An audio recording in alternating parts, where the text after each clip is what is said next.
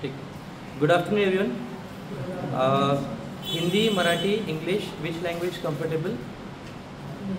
Hindi common language to everyone, Hindi ठीक है। हाय, मेरा नाम राहुल है। मैं पिछले 8 साल से मेरी एक एकेडमी चला रहा हूँ और टोटल एक्सपीरियंस अगर टीचिंग का देखा जाए तो 15 ईयर्स से ज़्यादा मेरा टीचिंग एक्सपीरियंस रहा है। And I am happy to help you on digital skills. और डिजिटल स्किल्स सीखना बहुत आसान होता है, बहुत सारी चीज़ें सीखने के लिए, एन नंबर ऑफ चीज़ें हैं डिजिटली सीखने के लिए। बट आज हमारा फर्स्ट सेशन जो हो रहा है, हम लोग कोशिश करेंगे जितना कम सीखे, जितना जल्दी सीखे और जितने आसान तरीके से सीखे, वो चीज़ हम लोग करेंगे। आज का पहला जो टॉपिक मुझे असाइन किया गया है वो है गूगल डॉक्स। ठीक है, गूगल डॉक्स के पहले हम लोग डिस्कस करेंगे कि भाई डॉक्स में क्या क्या चीज़ें होती हैं। अगर आपको पता होगा कि किसी ने भी अगर कंप्यूटर चलाया तो वर्ड ये यूज़ किया होगा। ठीक है, राइट साइड में दिख रहा है आपको वर्ड एप्लीकेशन। तो वर्ड सब लोगों ने सुना है, माइक्रोसॉफ्ट वर्ड। इसके अलावा भी बहुत सारे कॉम्प्लीमेंट्री सॉफ्टवेयर्स होते हैं। अगर हम सॉफ्टवेयर की ही बात करें, सिंपली अगर साइजेस की बात करें सॉफ्टवेयर की, तो सबसे पहले मैं सिर्फ आपको एक आइडिया के लिए माइक्रोसॉफ्ट वर्ड अगर मुझे डाउनलोड करना है तो ये साइज कितना रहेगा हम लोग ये देखते हैं।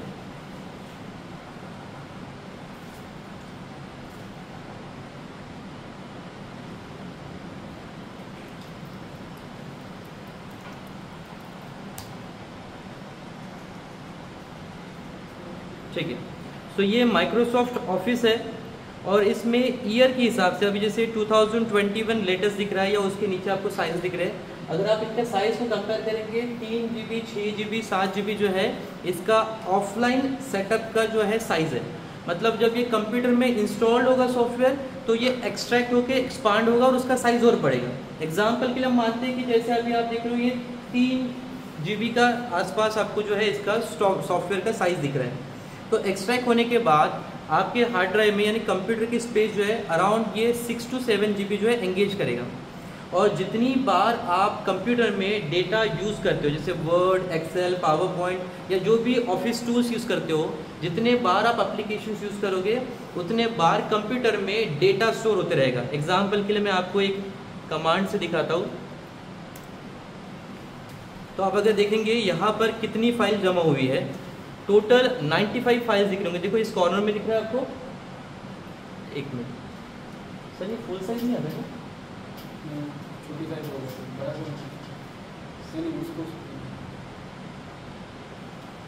यही है ना, ये तो होम है। फुल साइज कैसे आता है?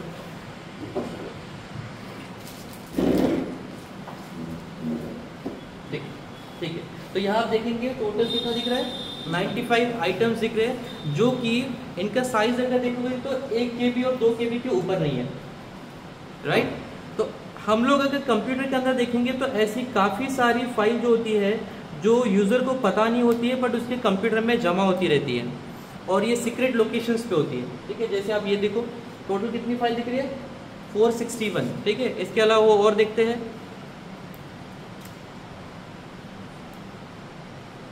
यहाँ पर देखिए 249। ठीक है, और ये सारे फाइल का अगर साइज देखेंगे तो देखिए कितना कम साइज का फाइल है।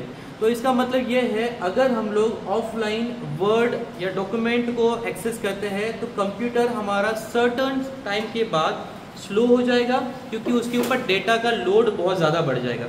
वही हम लोग अभी बात करते हैं माइक्रोसॉफ्ट की जगह पर दूसरे और कौन से सॉफ्टवेयर हो सकते हैं जो वर्ड के लिए इस्तेमाल किया जा सकता है।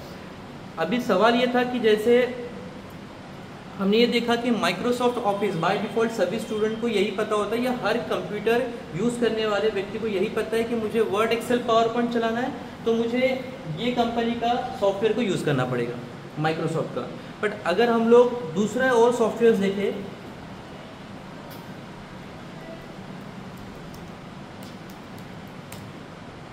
अगर हम इस ऑफिस टूल को देखें तो इसका साइज देखिए कितना है, 151 MB। देखिए विंडोज़ के लिए, एंड्रॉयड के लिए नहीं, विंडोज़ के लिए 151 MB ओनली। तो इसका मतलब यह है कि अगर हम लोग माइक्रोसॉफ्ट ऑफिस के अलावा और अगर कॉम्प्लीमेंट्री टूल्स की अगर बात करें तो इससे आपका साइजेस में डिफ्रेंशिएट होगा, मतलब उतना लोड आपके मशीन पे कम पड़ेगा। बट अब हम लोग जो सीख रहे हैं वो है गूगल डॉक।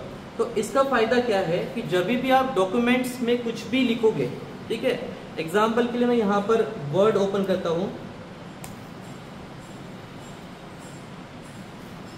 और यहाँ पर मैं एक ब्लैंक डॉक्यूमेंट लेता हूँ। अच्छा, लाइसेंस एक्सपायर है सर? लाइसेंस एक्सपायर वर्ड नहीं, माइक्रोसॉफ्ट है नहीं, मैं वर्ड से करता हूँ, गूगल वर्ड से। ठीक है, कोई बात नहीं। दोस्तों ये ऊपर देख लो क्या लिखा हुआ है, एक्सेप्ट दी लाइसेंस एग्रीमेंट। इसका मतलब क्या होता है कि आपके पीसी में जो ऑफिस इंस्टॉल किया गया है माइक्रोसॉफ्ट का, वो माइक्रोसॉफ्ट के ऑफिस का लाइसेंस की आपके पास नहीं है या एक्सपायर्ड है, और अगर इसे परचेज करना है तो इसके लिए आपको पैसा खर्च करना पड़ेगा। But at the end of the session एक बोनस ट्रिक दूंगा जिससे बिना पैसा खर्च किए विद इन 1 क्लिक ये माइक्रोसॉफ्ट ऑफिस हम लाइफ टाइम के लिए लाइसेंस एक्टिवेट कर देंगे। ठीक है, तो बोनस ट्रिक समझना है तो उसके पहले बड़े ध्यान से आज के सेशन को देखो। ठीक है, तो बात इसे छोड़ देते। अब ये है कि अगर मैं एक ब्लैंक डॉक्यूमेंट लूंगा तो मुझे लाइसेंस एग्रीमेंट का भी प्रॉब्लम है, और दूसरा कि जब भी मैं कुछ भी डेटा टाइप करूँ, टाइप करने के बाद अगर मैंने उसे सेव नहीं किया तो वो डेटा डिस्ट्रॉय हो जाएगा, गायब हो जाएगा, वो दोबारा नहीं मिलेगा। बट माइक्रोसॉफ्ट की जगह अगर हम गूगल डॉक यूज़ करते हैं तो गूगल डॉक का फ़ायदा क्या है कि ये ऑटो सेव करता है, आपको सेव बटन दबाने की जरूरत नहीं है, वो क्लाउड पे अपने आप डेटा सेव होता जाएगा। आप टाइप करो, बंद कर दो, वापस खोलो, एज इट इज डेटा रहेगा। आपको वो फिक्र करने की जरूरत नहीं कि मेरा डेटा डिस्ट्रॉय हो जाएगा या गायब हो जाएगा, डिलीट हो जाएगा। ठीक है, अब इसे ओपन करने की कई सारी शॉर्टकट कीज होती है। ठीक है, जैसे मैं यहाँ पर लिखता हूँ docs.new और मैं एंटर करता हूँ तो मेरे पास ऑटोमेटिकली एक न्यू ब्लैंक डॉक्यूमेंट फाइल आ जाएगी। ठीक है, यह है शॉर्टकट बड़ा आसान तरीके से, मतलब नेट पे जाके सर्च नहीं करना है, कहीं लिंक पे जाके क्लिक नहीं करना है, क्योंकि आजकल लिंक पे क्लिक करना बड़ा फ्रॉड का काम है ना। तो आपको सिंपल लिखना है DOCS, आप नोट डाउन भी करते रहो साथ साथ में नोट्स, क्योंकि रिवाइज नहीं होगा। ठीक है, DOCS.new आप लिखो।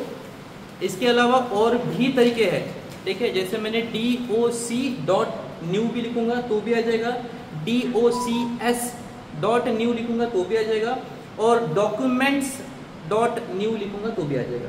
पर डॉक्यूमेंट्स की स्पेलिंग शायद हो सकता है कि आप गड़बड़ कर दो, तो शॉर्टकट मारो DOCS या DOC.new।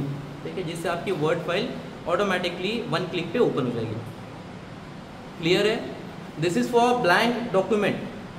मतलब अब हम नए सिरे से सीख रहे हैं, पहली बार सीख रहे हैं, पहली बार डॉक्यूमेंट यूज कर रहे हैं, तब हम लोग ये ट्रिक का इस्तेमाल करेंगे। बट अब मान लीजिए कि आप में से किसी एक स्टूडेंट ने एक फाइल बनाई और उसे सेव करके बंद कर दिया। जब दोबारा आप उस फाइल को ओपन करना चाहते हैं तो यहाँ से नहीं ओपन करेंगे। ठीक है, यहाँ से आप ओपन में जा सकते हो और प्रीवियसली जितनी फाइल क्रिएट हुई है जो आपके जीमेल पे स्टोर हुई है वो आपके नाम के हिसाब से आप ऐसे देखकर भी ओपन कर सकते हैं। ठीक है, तो यहाँ से जैसे सर ने कई सारी फाइल्स क्रिएट की होगी प्रीवियसली, वो ऑटोमेटिक सेव है, और अगर मैं इनकी फाइल बंद भी कर दूँ तो ये कोई टेंशन नहीं है कि मेरे डेटा के साथ में कुछ छेड़खानी हो गया। ठीक है, ये क्लियर हुआ? क्योंकि नया डॉक्यूमेंट है, नया फाइल, इसलिए हम लोग स्टार्टिंग से देख रहे हैं, इसलिए हम लोग ब्लैंक डॉक्यूमेंट की तरह देख रहे हैं।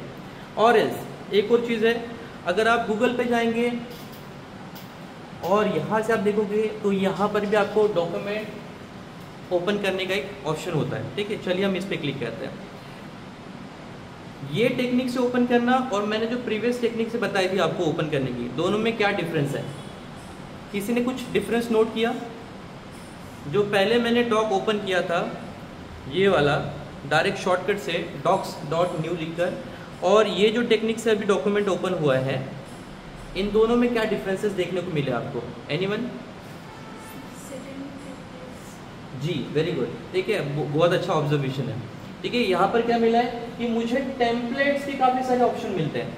अगर मुझे रेज्यूमे बनाना है तो रेज्यूमे के लिए मैं नीचे स्क्रॉल करूँगा, मुझे यहाँ पर जो है उसके रिलेटेड टेम्पलेट्स मिलेंगे। ये टेम्पलेट गैलरी में ये देखिए आ गए। तो रेज्यूमे बनाना भी बड़ा आसान है, बस आप डेटा फिट करो, जो है इसके डेटा को अल्टरेशन करना है, नाम की जगह अपना नाम डालो, मतलब वापस नेट कैफे जाके आपको नया CV बना दो भैया, डॉक्यूमेंट बना दो भैया वाला नहीं करना है काम, यही से आप मोबाइल से भी एक्सेस कर सकते हो। और एक इम्पॉर्टेंट बात है गूगल डॉक्स की कि अगर आपके पास 2-3 अलग अलग डिवाइसेस है, जैसे मेरे पास में काफ़ी सारे डिवाइस है, मेरे पास पैड भी है, लैपटॉप भी है, कंप्यूटर भी है, और एट अ रियल टाइम मैंने सर को भी फाइल शेयर किया है, मुझे भी शेयर किया, और पीछे बैठे सर को भी शेयर किया, और आपको भी शेयर किया, and everybody has the access to edit the document. और हमारे 3 लोगों ने ये डिसाइड किया कि नहीं भाई, ये लाइन नहीं होनी चाहिए यहाँ पे, इसे चेंज करो, ये करो। तो मुझे सुपर पावर लेने की ज़रूरत नहीं है, सर अपने एंड से भी एडिट करेंगे, वो अपने एंड से भी एडिट करेंगे, मैं भी एडिट करूँगा। रियल टाइम में तीनों डॉक्यूमेंट तीनों जगह पर एक टाइम पे ही एडिट हो जाएगा। बट वही अगर ऑफलाइन डॉक्यूमेंट यानी वर्ड में हम लोग करते थे माइक्रोसॉफ्ट के, तो मेरे पीसी की फाइल मुझे उन्हें भेजनी होती, फिर वो अपने मशीन में ओपन करते जो भी डिवाइस उनके पास है, और फिर एडिट करते, उसके बाद फिर वापस मुझे सेव करके रिसेंड करते। ये बहुत ज़्यादा टाइम टेकिंग प्रोसेस है, और इसके साथ में आपके डॉक्यूमेंट के साथ फॉन्ट भी मिसमैच हो सकता है, ठीक है। और अगर सेम फॉन्ट आपके पास नहीं है तो फिर आपका डॉक्यूमेंट खराब हो जाएगा। क्लियर। इसमें वर्ड को जब हम लोग ऑफिशियल माइक्रोसॉफ्ट वर्ड को सेव करते हैं तो कई सारे ऑप्शंस आते हैं कि भाई आप विंडोज़ एक्सपी फॉर्मेट में सेव करना चाहते हो, विंडोज़ 7 के फॉर्मेट में सेव करना चाहते हो, या लेटेस्ट मॉडर्न जो मशीन है उसके हिसाब से सेव करना चाहते हो। तो अगर आपने पुराने फॉर्मेट में मशीन में डॉक्यूमेंट को सेव किया है तो नए मशीन में डॉक्यूमेंट जो है एब्रप्ट दिखेगा, मतलब अजीब सा दिखेगा, कुछ तो भी फॉन्ट मिसमैच रहेगा, क्वेश्चन मार्क्स रहेंगे, स्क्वायर बॉक्स आएंगे अल्फ़ाबेट की जगह पर, ठीक है। बट गूगल डॉक में ये सारी चीज़ें नहीं है, ये बड़ा आसान सा है, ठीक है। अब आपको ब्लैंक डॉक्यूमेंट करना है, जैसे मैंने docs.new पे क्लिक करके ओपन किया था, तो आप ये ब्लैंक डॉक्यूमेंट ले लो, और आप चाहते हो नहीं मेरे को थोड़ा सा जो है डिज़ाइन कंसेप्ट में जाना है और मुझे देखना है कि डिज़ाइन क्या क्या न्यू हो सकती है, तो आप यहाँ से टेम्पलेट्स को स्क्रॉल करके जो है अलग अलग टेम्पलेट ले सकते हो। Everybody clear? अगर आवाज़ नहीं आएगा तो फिर यहाँ पे क्लास खत्म हो जाएगा। आवाज़ हो? Everybody clear? Thank you very much. Template समझ में आए? ऐसा कोई है जिसे टेम्पलेट्स क्या होता है नहीं समझ में आ रहा है? सब लोग एजुकेटेड लग रहे हैं ना, वेरी गुड। चलिए, तो इसमें से एक हम लोग ब्लैंक में की जगह पर प्रोजेक्ट प्रपोजल वाला जो टॉपिक दिख रहा है मुझे, वो डिज़ाइन मैंने लिया है। नाउ इसमें मुझे फॉर्मेट जो है बाय डिफ़ॉल्ट डिज़ाइन और उसका फ्रंट पेज जो होता है कवर पेज, साथ में ओवरव्यू, गोल, ये सब चीज़ें मुझे डिज़ाइन करके मिल गई। अब मुझे ये नहीं चाहिए कि सेकंड वाला जो पेज है इसका थोड़ा इसका साइज़ कम करते हैं, क्या सबको दिख रहा है? ठीक है। लाइक सेकंड पेज जो है ये डिज़ाइन मुझे नहीं चाहिए, तो मैं इन सब चीज़ों को पहले डिलीट कर देता हूँ और मुझे सिर्फ फ्रंट पेज चाहिए। यहाँ पर भी मैं कुछ और नाम लिखूँगा और मैं ये भी हटा दूँगा। मुझे सिर्फ ये इमेज चाहिए थी जो मुझे पसंद आई है, ठीक है। तो इस इमेज के साथ साइजेस अल्टरेशन करना, ये सारा चीज़ें आप करेंगे, बट हम लोग एक एक फंक्शन को देखेंगे, जैसा ये file function, edit, wave, insert, ये सारे फंक्शन हम देखेंगे। साथ में ये सारे जो नीचे दिए हुए फंक्शंस हैं वो भी समझेंगे और कुछ शॉर्टकट्स को भी लर्न करेंगे, ठीक है। अब बेसिक शॉर्टकट्स को देखते हैं। चलो इमेज को डिलीट करते हैं और ब्लैंक डॉक्यूमेंट के साथ में काम करते हैं। अब यहाँ पर जो ब्लैंक डॉक्यूमेंट है इसके ऊपर हम लोग पहले तो फाइल का नाम सेव कर लेते हैं, जिससे हमें वापस जब हम फाइल को ओपन करें तो हमें आसानी से समझ में कि हमने किस फाइल पे काम किया था। अब फाइल को सेव करने के लिए बिगनर्स लोग क्या करेंगे, फाइल में जाएंगे और यहाँ पर रीनेम करेंगे, ठीक है। हम नहीं करेंगे ऐसा, हम क्या करेंगे, सीधा प्रोजेक्ट प्रपोजल के जहाँ नाम लिखा हुआ है, जो फाइल नाम लिखा है, डायरेक्ट वहाँ पर क्लिक करेंगे और यहाँ जाकर हमें जिस नाम से सेव करना है वो नाम हम लोग सेव करेंगे। बताइए सर कोई नाम जिससे सेव करें? Class 1 of very good, class 1 Google docs, ठीक है। अच्छा, इसको मैंने जब कर लिया तो बाजू में आपको ये साइन दिख रहा है बादल का, ये वाला, ठीक है। इसका मतलब होता है कि वो क्लाउड में जमा हो रहा है, मतलब आज बारिश गिरेगी तो ये डॉक्यूमेंट खराब हो जाएगा नहीं। इसका मतलब क्या होता है कि आपका जो ड्राइव स्पेस है गूगल ड्राइव, जिससे मतलब क्लाउड का मतलब क्या होता है कि फिजिकली उसका डेटा आपके सामने जो है ड्राइव में नहीं है, कोई स्टोरेज डिवाइस नहीं है, बट वो डाटा सेव किया गया है वर्चुअली मतलब भूत दिखा है किसी ने? देखा है क्या? नहीं। तो भूत क्या होता है? वर्चुअल कंसेप्ट है, है ना। वैसे ही गूगल डॉक्स भी जो एक वर्चुअल कंसेप्ट है जिसमें डेटा को स्टोर किया गया है, बट कहीं ना कहीं ऑब्वियसली बात है, कहीं ना कहीं गूगल डॉक के पास भी एक हार्डवेयर सपोर्ट है जिसके अंदर वो डेटा स्टोर हुआ है, बट हम उसे फिजिकली कभी भी एक्सेस कर सकते हैं बिना कंप्यूटर के अंदर स्टोर किए। वो वर्चुअली हमारे जीमेल एक्सेस जो यहाँ पर ये है, ठीक है, इस जीमेल एक्सेस पे स्टोर हुआ है, जिसके लिए हमें 5 GB का स्पेस दिया हुआ है, उसके अंदर ये जमा होगा। अगर in any of the situation हमारे गूगल डॉक्यूमेंट की फाइल गायब हो गई, हमें नहीं पता कहाँ ढूंढे, ठीक है, जैसे हमने तभी शॉर्टकट किया था कि मैंने ब्राउज़र ओपन किया, ये जो यहाँ पर 9 डॉट्स दिख रहे हैं इसके ऊपर क्लिक किया और डॉक्स ओपन किया।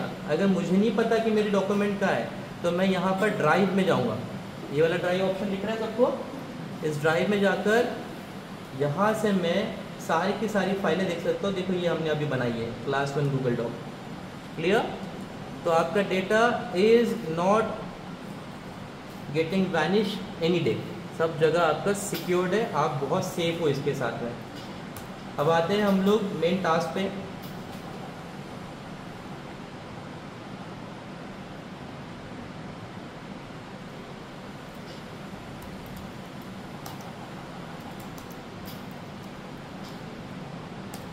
सेव करना समझा, देखो सेव हो गया, सेव टू ड्राइव बोला इसमें, देखिए वापस से देखिए, ठीक है, ये मैंने एंटर किया, यहाँ पे ऑटोमेटिकली डाटा सेव हो जाएगा। नाउ सबसे पहले हम लोग एक नाम को एंटर करते हैं, जैसे मान लो कि मैंने ये नाम लिखा है, या फिर मैं कोई आर्टिकल ले आता हूँ,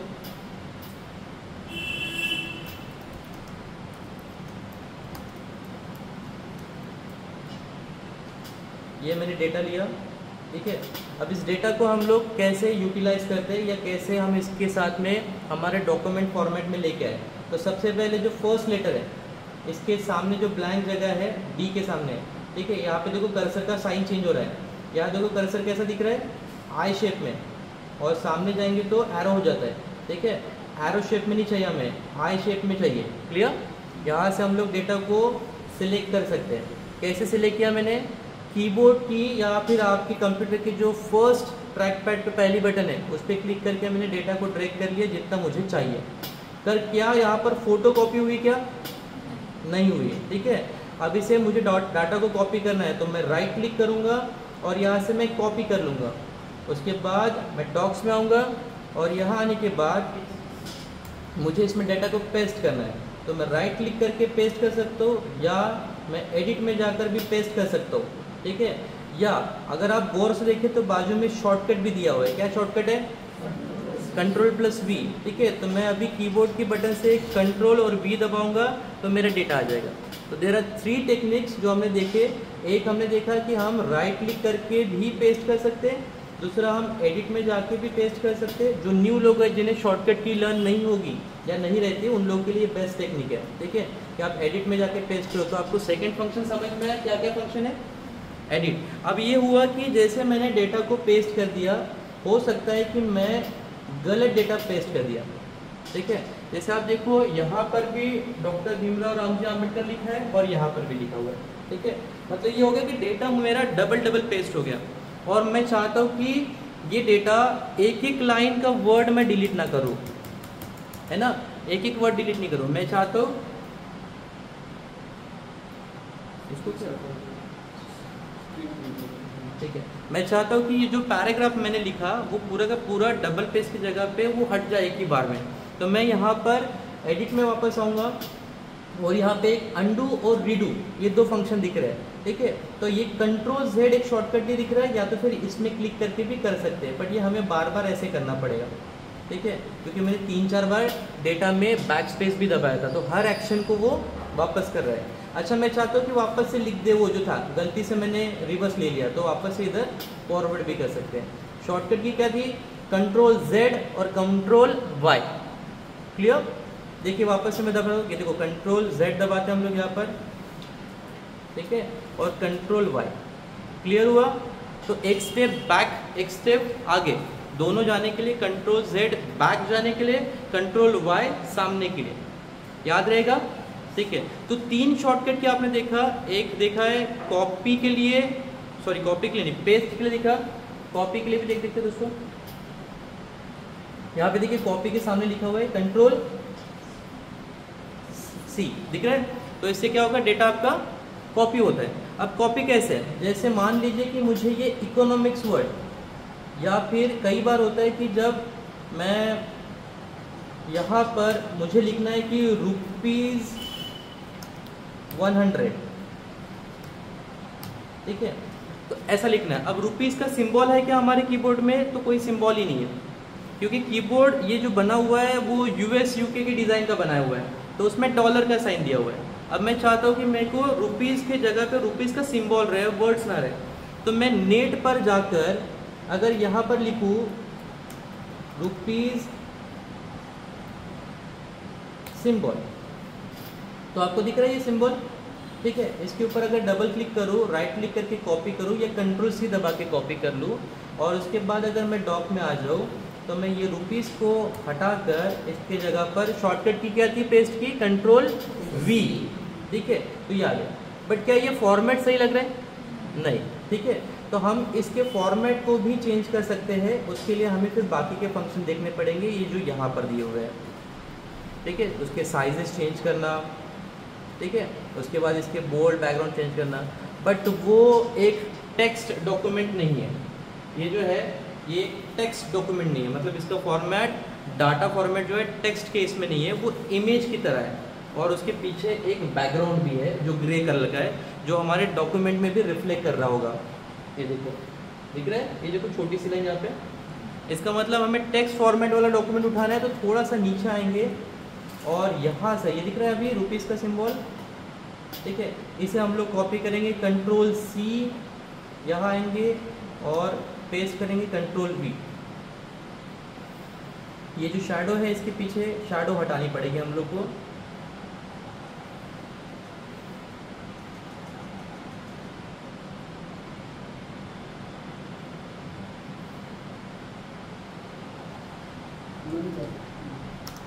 ठीक है, क्लियर हुआ।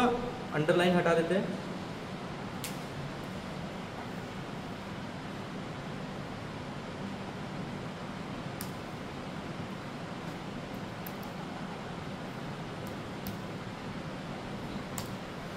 अब यहाँ पे दोस्तों हम लोगों ने दो टेक्स्ट अलग अलग लिखे हैं। अब ये दोनों टेक्स्ट का अगर फॉर्मेट देखें, तो इसका कलर और इसका कलर और इसका फॉन्ट और इसका फॉन्ट अगर एक जैसा नहीं लग रहा है, तो हमें टेक्स्ट डॉक्यूमेंट जो है वो सही फॉर्मेट में नहीं ये समझेंगे। तो इन दोनों को अगर मान लो इसका फॉन्ट स्टाइल कुछ और होता और इसका फॉन्ट स्टाइल कुछ और होता, जैसे कि ये है, चलिए देखिएगा, मैंने नाम को सिलेक्ट किया, यहाँ से देखिए आपको हेडिंग या कैपिटल या स्मॉल के दिया होगा, और अगर मैं इसको सिलेक्ट करके यहाँ से फॉन्ट स्टाइल चेंज कर दूँ, थोड़ा सा कर्सिव वाला या कैलीग्राफी फॉन्ट देखते हैं,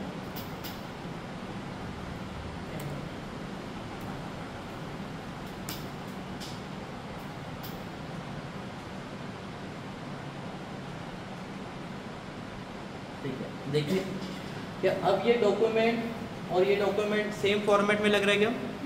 नहीं, ठीक है।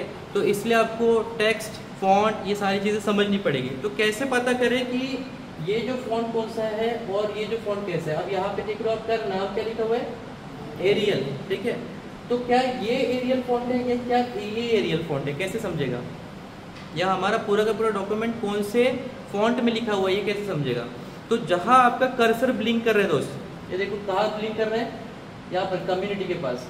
तो इसका मतलब यहाँ का जो फॉन्ट है, ये वाला कम्युनिटी लिखा हुआ, वो फॉन्ट आपका एरियल में है। और अगर हम यहाँ पर आ जाए तो यहाँ का फॉन्ट क्या है, कैपिटल, ठीक है। तो दोनों फॉन्ट स्टाइल अलग है। आप चाहते हो कि आपके डॉक्यूमेंट में कई सारे अलग अलग फॉन्ट स्टाइल में नाम लिखा हुआ है, जैसे एग्जाम्पल के लिए मैंने ये कम्युनिटी वर्ड को लिया, इसका टेक्स्ट स्टाइल जो है मैं कुछ और कर लेता हूँ, ये कर लेते हैं। इसका डॉक्यूमेंट का फॉर्मेट का वर्ड चेंज करते हैं,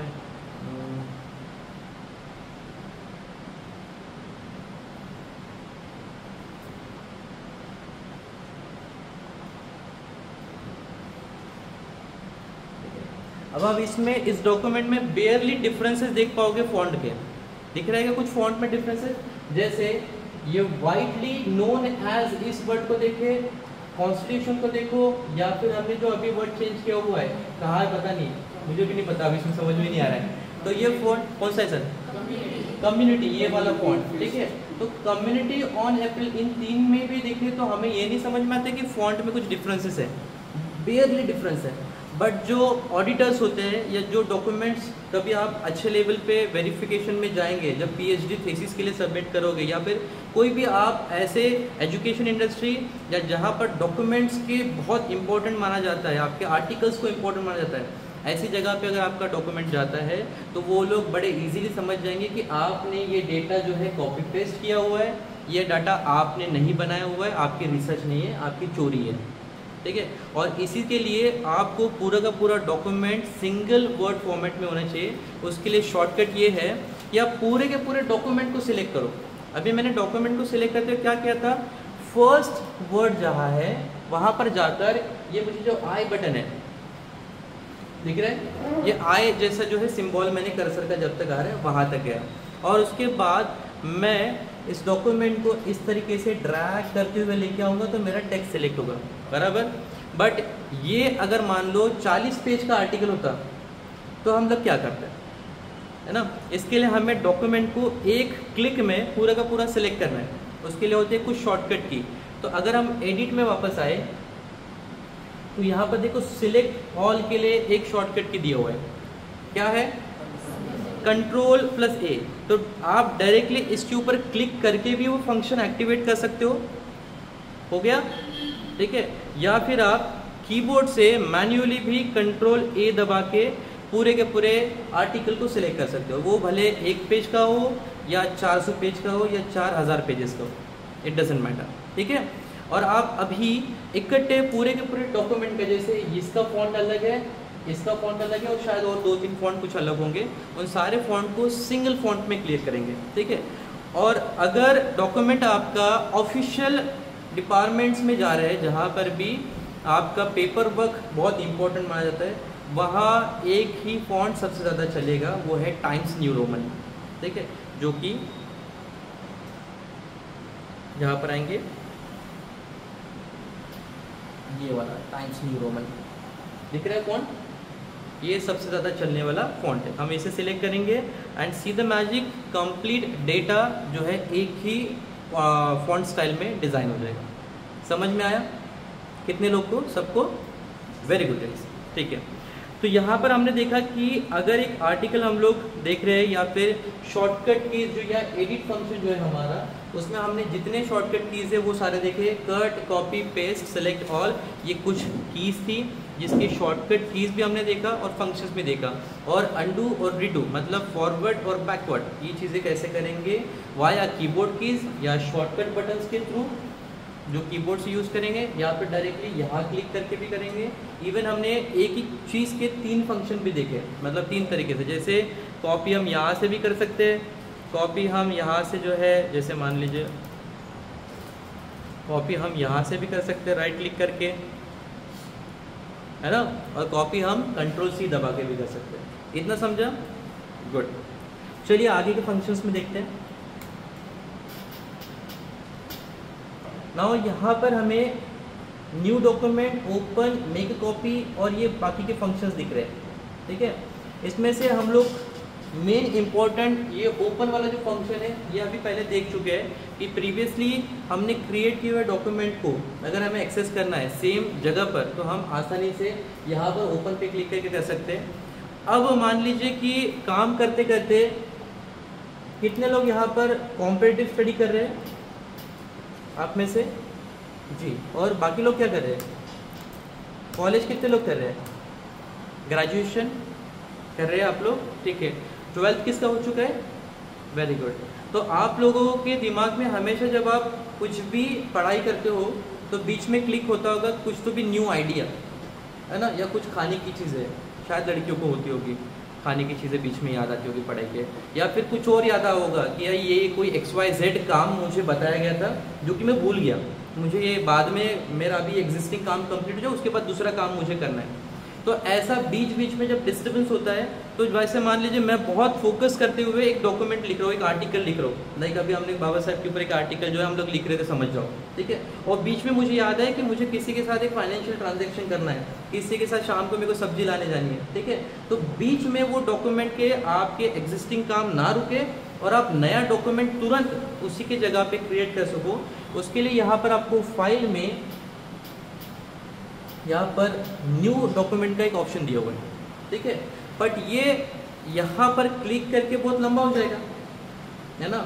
मतलब यहाँ पे जाऊँ, मैं पहले डॉक्यूमेंट लिख रहा हूँ, फिर बाद में मैं फाइल में चले जाऊँ, फिर यहाँ जाके फिर न्यू क्लिक करूँ, फिर ऐसा करूँ, जहाँ पे कर्सर मेरा इधर उधर भाग रहा है, मुझे समझ में नहीं आ रहा मैं क्या करूँ, है ना, ऐसा पकड़ नहीं पा रहा है, तो ये सारी डिस्टर्बेंस होती है।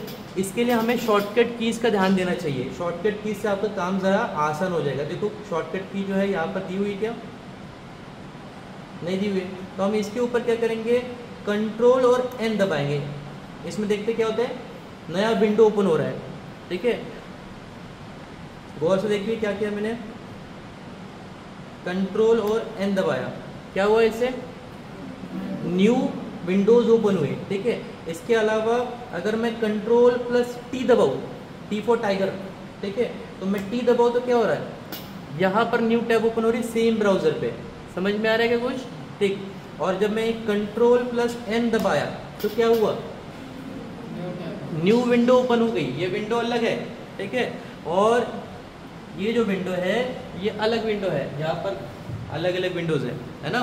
तो कुछ कुछ शॉर्टकट कीज आपका काम बड़ा फास्ट कर देगी, इसलिए शॉर्टकट कीज के साथ में काम करो तो बड़ा आसानी से लर्न हो जाती है, बहुत डिफिकल्ट नहीं है। कंट्रोल टी, टी मतलब क्या होता है, इसमें टैब होता है, ठीक है। ये देखिए यहाँ पर आएंगे हम लोग, तो ये लिखा है न्यू टैब, देख रहे हैं, तो न्यू टैब, टैब का शॉर्टकट होगा टी। तो कंट्रोल से ही सारी चीज़ें कंट्रोल होनी है शॉर्टकट्स, इसलिए कंट्रोल प्लस टी दबाएंगे फिर न्यू। वापस से आप यहाँ पर लिख लो डॉक्स डॉट न्यू और एंटर कर दो आपका नया डॉक्यूमेंट, और फिर आपके दिमाग में जो चीज़ आया था वो यहाँ पे सेव कर लो, ठीक है, लिख के भूल जाओ, बंद कर दो, और इसके बाद डायरेक्टली अपने एग्जिस्टिंग डॉक्यूमेंट पे आके अपना काम करो। तो साइमल्टेनियसली मल्टीपल विंडोज़ में, मतलब आप चाहे तो एक साथ में 10, 20, 30, 40 विंडो में भी डॉक्यूमेंट को जो है साइमल्टेनियसली ओपन करके काम कर सकते हो। बट ये ऑफलाइन माइक्रोसॉफ्ट ऑफिस या WPS ऑफिस या जो भी ऑफलाइन डॉक्यूमेंट टूल्स है उसमें नहीं पॉसिबल है, ठीक है। उसमें आपको क्या करना पड़ेगा, मल्टीपली मशीन पे लोड बढ़ाना पड़ेगा।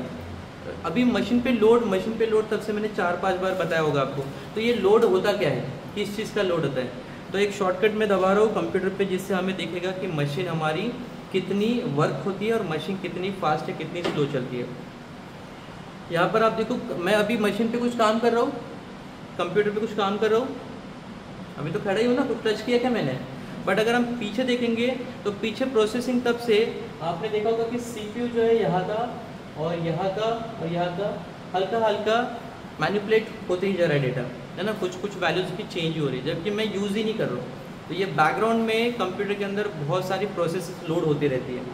इसका मतलब ये है कि अगर मैं 10 वर्ड फाइल एक साथ खोल दूँ कंप्यूटर पे, तो इसका जो CPU एंगेजमेंट है या RAM एंगेजमेंट है जो बढ़ जाएगा, उसके बाद मशीन हैंग हो जाएगी, स्लो हो जाएगी और बंद पड़ जाएगी या अटक जाएगी या फ्रीज हो जाएगी। बट ये डॉक्यूमेंट्स अगर हम ऑनलाइन परफॉर्म करते थे तो ये सारी चीज़ें यहाँ पर डिस्टर्बेंस नहीं होगा, हम स्मूथली यहाँ पर जितनी टैब्स है उतनी टैब्स को ओपन कर सकते हो।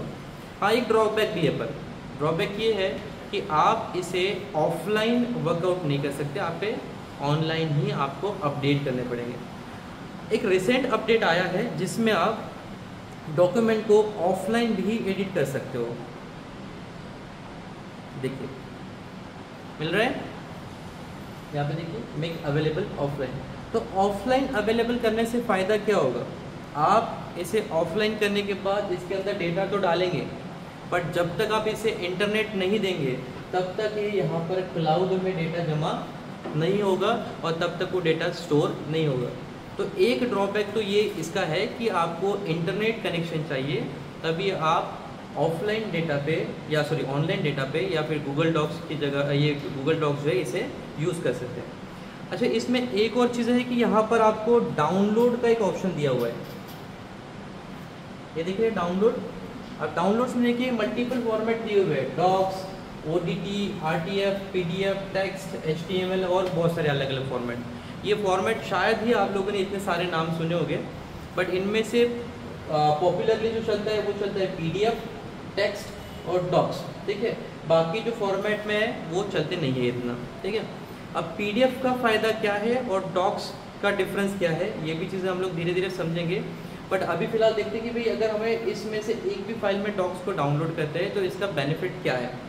तो सबसे पहले कि आपने एक डॉक फॉर्मेट फाइल बनाई और आपको ऐसे किसी व्यक्ति को फाइल देनी है जो इंटरनेट यूज़ ही नहीं करता, ठीक है। उसके मोबाइल में वो फाइल जो है आप ऑफलाइन चलाना चाहता है, या कहीं ऐसा टीचर है जो आपके स्कूल में कॉलेज में जो ऑफिस में या स्कूल में PC यूज़ करते हैं, घर पे नहीं करते और स्कूल में इंटरनेट नहीं है, तो आप उन्हें डेटा फाइल देना चाहते हो। तो डेटा फाइल कैसे दोगे, तो आप इससे पहले डाउनलोड कर लोगे डॉक फॉर्मेट में।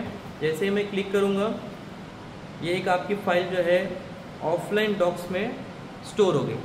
अब आप इस फाइल को आसानी से शेयर करो, पेन ड्राइव में लेकर या ईमेल करके शेयर कर सकते हो। बट अगर शेयरिंग ही एक ऑप्शन चाहिए तो फाइल में जाके भी आप यहाँ पर शेयर का ऑप्शन है, बट यहाँ व्हाट्सएप शेयर नहीं होता है। ये क्या होगा, ईमेल शेयर होगा। और कौन सी ईमेल से शेयर होगा, जिस ईमेल से मैंने लॉगिन की हुई है, ये वाली। क्लियर।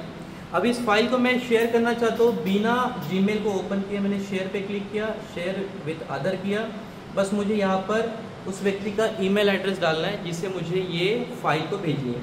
एग्जाम्पल के लिए मैंने जैसे मेरा एक ईमेल एड्रेस लिख लिया और @gmail.com ये लिखना बहुत ज़रूरी है। @gmail.com नहीं लिखोगे तो ये .com भी नहीं लिखोगे, इतना ही लिखोगे तो भी वो बाउंस हो जाएगा, ईमेल रॉन्ग हो जाएगा। तो .com ये पूरा लिखना जरूरी है। स्पेस भी नहीं चाहिए, अंडरस्कोर भी नहीं चाहिए, डॉट भी नहीं चाहिए, है ना। जैसे डॉट ये वाला, ये डॉट भी नहीं चलेगा, इससे भी आपका ईमेल बाउंस हो जाएगा, ठीक है।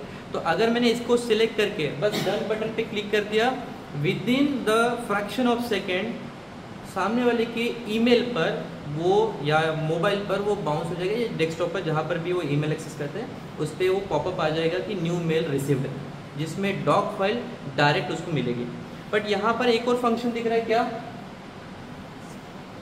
रिस्ट्रिक्टेड। रिस्ट्रिक्टेड मतलब क्या, एनीबडी, रिस्ट्रिक्टेड मतलब क्या होता है,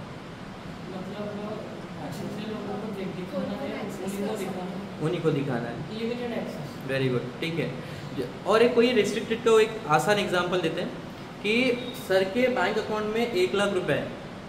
आप सब लोग देख सकेंगे क्या, नहीं, कौन देख पाएगा, वही तो रिस्ट्रिक्टेड टू हिमसेल्फ ना, किसी और को एक्सेस नहीं है। वैसे ही अगर ये डॉक्यूमेंट मैं शेयर कर रहा हूँ, इसका मतलब क्या रहा है, मैं सिर्फ तुम्हें देखने का एक्सेस दे रहा हूँ, बदलने का एक्सेस नहीं दे रहा हूँ। मतलब तुम इसमें डेटा चेंज नहीं करो, जो मैंने दिया हुआ है वो सिर्फ देखो, ठीक है। तो अगर मैं चाहता हूँ कि नहीं सामने वाला एडिट भी कर सके,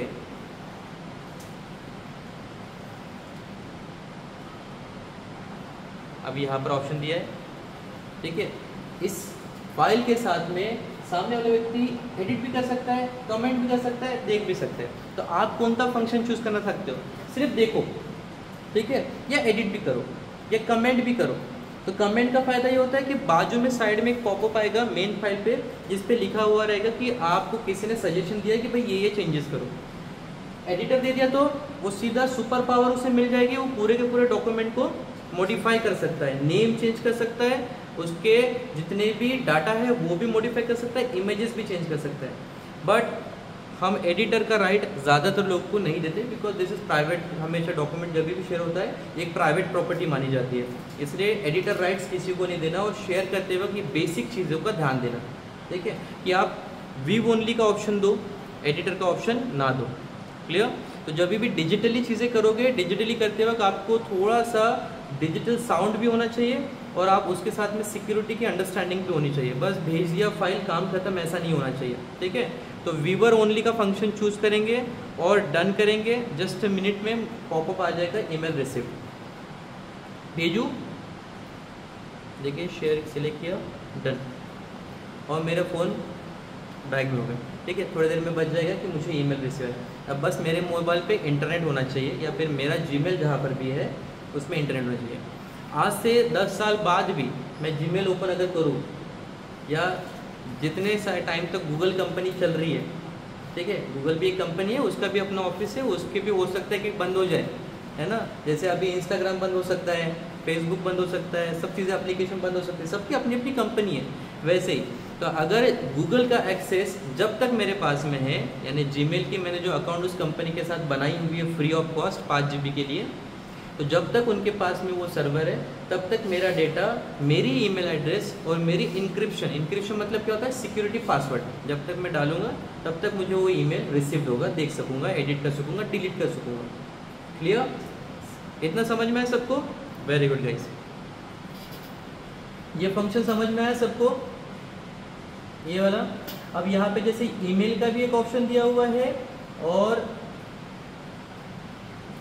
शेयर का भी ऑप्शन दिया हुआ है ना। तो आपके ऊपर डिपेंड करता है कि आप कौन से तरीके से भेजना चाहते हो। आप चाहे यहाँ से भेजो, चाहे यहाँ से भेजो, जाना जीमेल में ही है, जाना इसको डॉक्यूमेंट में ही है, डॉक्यूमेंट मतलब इसमें ड्राइव में ही है। ये जो ड्राइव है ना, इसी के अंदर जमा होना है। बस फंक्शंस अलग अलग दिए हुए हैं, क्योंकि गूगल को लगता है कि सारे लोग इतने होशियार नहीं होते हैं, उनको शेयर और ईमेल का डिफरेंस नहीं समझ में आता है। ईमेल का फंक्शन किसी को दिख रहा है, किसी को शेयर का फंक्शन दिख रहा है, तो सारे ही फंक्शंस आपके लिए ओपन किया है कि इजीली आप डेटा के साथ या गूगल डॉक्स के साथ में काम कर सके, और ऑफलाइन जो सॉफ्टवेयर है जो मशीन पे लोड बढ़ाती है उसे बंद करके इन सब चीज़ों को भी आसानी से यूज़ कर सको। इसका अब एक नेक्स्ट फ़ायदा क्या है कि गूगल डॉक्स को मल्टीपल डिवाइसेस पे आप रियल टाइम में यूज़ कर सकते हो। जैसे अभी ये जो फाइल सर ने ये बनाई हुई है, और सर चाहते हैं कि इस फाइल को मोबाइल से मॉडिफाई किया जाए। अगर मोबाइल में भी सेम ईमेल एड्रेस है तो ये मोबाइल से भी इसे चेंज कर सकते हैं। सर आपके पास है क्या एक्सेस? ठीक, करिए सर, आपका नाम लिखिए सर, और I am not touching a machine, ठीक है। तो इसका मतलब ये है कि आप एक डिवाइस से ही नहीं, मल्टीपल डिवाइस से सेम फाइल को एक्सेस करके शेयर, एडिट, मॉडिफाई, डिलीट कुछ भी कर सकते हो, ठीक है। सर अगर आपको पॉसिबल है तो यहाँ पर अच्छा वापस एक टाइप करिए, कुछ टाइप करिए। दो चीज़ें यहाँ पे देखो, एक कर्सर यहाँ पे ब्लिंक हो रहा है, एक कर्सर यहाँ पर ब्लिंक हो रहा है ना। तो ये जो कर्सर चल रहा है ग्रीन वाला, ये सर का है, और ये कर्सर मेरा है। Sir at a real time जब मैं टाइप करूँगा तभी आप टाइप करेंगे, ठीक है। मैं लिखूँगा ABC, आप लिखो DEF, ठीक है। तो एक ही टाइम पे मल्टीपली उसको मॉडिफाई किया जा सकता है। तो इसका फ़ायदा यही है कि आप इसको आसानी से एक्सेस कर सकते हो, आसानी से अल्टरेशन कर सकते हो, और इसके लिए आपको जगह की प्रॉब्लम नहीं है कि आप कहाँ पे बैठे हो, किस देश में बैठे हो। लैपटॉप घर में भूल गए, टेंशन नहीं, फ़ोन निकालो, डेटा को मॉडिफाई करो, ठीक है। इंटरनेट नहीं चल रहा है, वाईफाई से कनेक्ट कर लो, कहीं पे भी लॉक्स को ओपन करो फ़ोन में, और आपका डाटा को जो है अल्टरेशन कर लो, ठीक है। ये सबसे आसान तरीका है वर्ड या डॉक्यूमेंट के साथ यूज़ करने के लिए, and that is the reason Google docs is on the top. चलिए नेक्स्ट देखते हैं।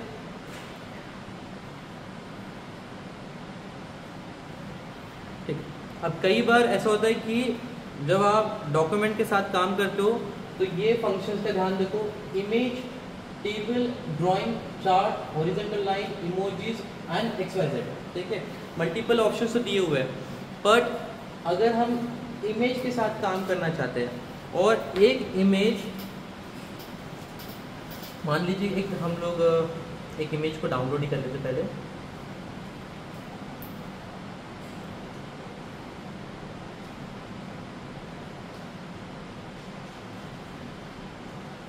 मैं इसे डेस्कटॉप पे सेव कर लेता हूँ फिलहाल।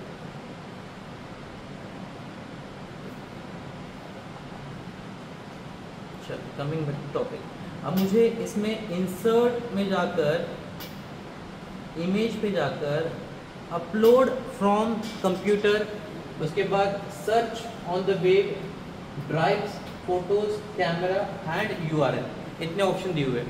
मतलब एक ही इमेज के लिए मुझे मल्टीपल ऑप्शन है।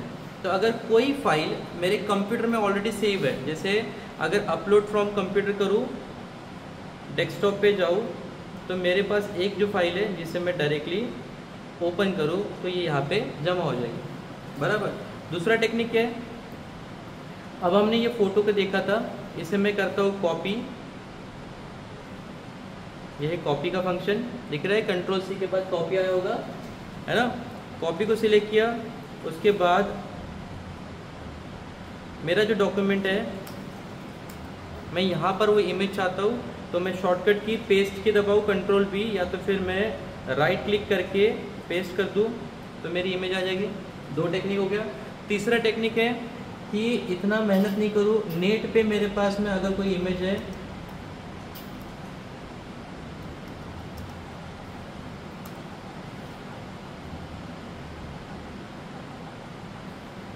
अभी हमने कौन सा आर्टिकल ओपन किया था, ये, ठीक है, ये जो इमेज है इसे मैं सिलेक्ट कर लूँ, ये देखो सिलेक्ट हो गई, और उसके बाद ऐसे ड्रैग करते हुए आऊँ और यहाँ छोड़ दूँ, ये एक टेक्निक है, ठीक है। उसके अलावा एक और टेक्निक है कि ये जो इमेज है इसके ऊपर मैं राइट क्लिक करूँ और कॉपी इमेज कर लूँ, ठीक है। सेम हुआ, ड्रैग एंड ड्रॉप करो या कॉपी इमेज करो। इसके अलावा कॉपी इमेज एड्रेस दिख रहा है सबको। अगर मैंने ये कॉपी इमेज एड्रेस किया, यहाँ पर आया, इंसर्ट में गया और यहाँ पर इमेज में जाके बाय URL पे क्लिक किया और यहाँ पर ये अगर मैंने डाल दिया, क्या एरर आया है, वो क्लाउड पे है उसके अंदर, चलिए इसको किसी आर्टिकल के अंदर इमेज है,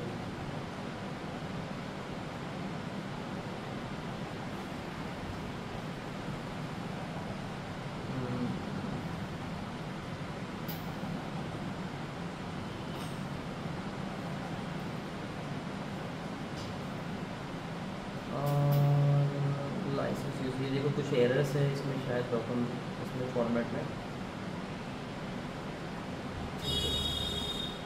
HTTPS से जो शुरू हुआ है, हाँ, उसी को शायद वो साइड वाला हो सकता है। ये आर्टिकल यहाँ का नहीं है, ये सिर्फ गूगल पे पॉपअप हुआ है, बट आर्टिकल जो है ये इसका है, इसके अंदर का, यहाँ पे कहीं ना कहीं कोई इमेज होगी। सर ये बहुत लंबी कहानी हो जाएगी, तो आसान टेक्निक हमने देखा, जितना आसान तरीके से होगा उतना ही ज़्यादा बेटर है। अब यहाँ पे हमने 3 तरीके देखे एक ही इमेज को इंसर्ट करने के।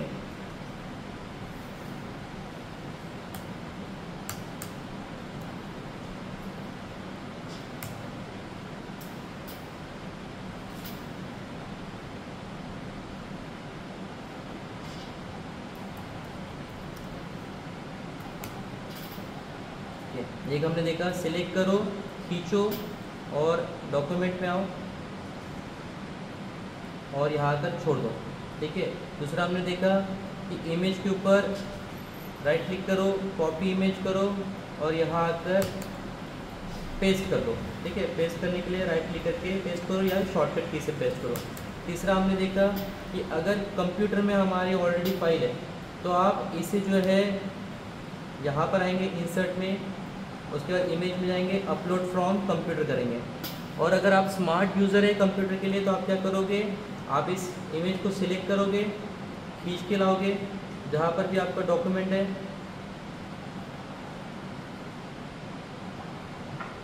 यहाँ आकर आप छोड़ दोगे, ठीक है। तो ड्रैग एंड ड्रॉप अगर आसान लग रहा है तो ड्रैग एंड ड्रॉप करो, और अगर आपको कॉपी पेस्ट शॉर्टकट की से जम रहा है तो वो करो, वो भी नहीं जम रहा है तो एडिट फंक्शन का इस्तेमाल करो या इंसर्ट इमेज का ऑप्शन को सिलेक्ट करो, ठीक है। तो मल्टीपल टेक्निक्स होती है एक ही डेटा को प्रोसेस करने की।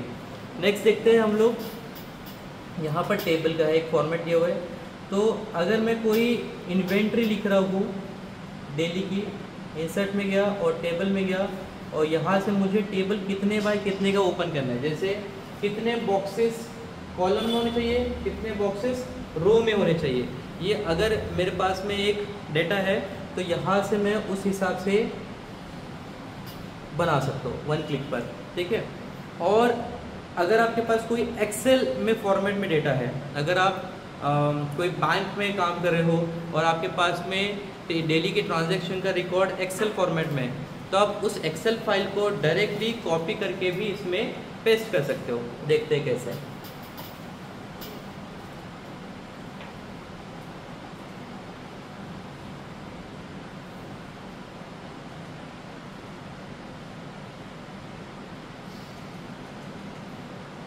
सर इसे हैंडल कर सकते हो? ठीक है, तो दोस्तों यहाँ से लेकर मैं कुछ 3-4 लाइन्स को सिलेक्ट करता हूँ। वापस देखिए, अभी कॉपी करना है तो सेम एडिट में जाके आप कॉपी करो, नहीं तो शॉर्टकट की दबाओ Ctrl+C। डॉक्यूमेंट में आ गया मैं और डॉक्स के बाहर आ जाता हूँ मैं, और यहाँ पर मैंने पेस्ट कर दिया।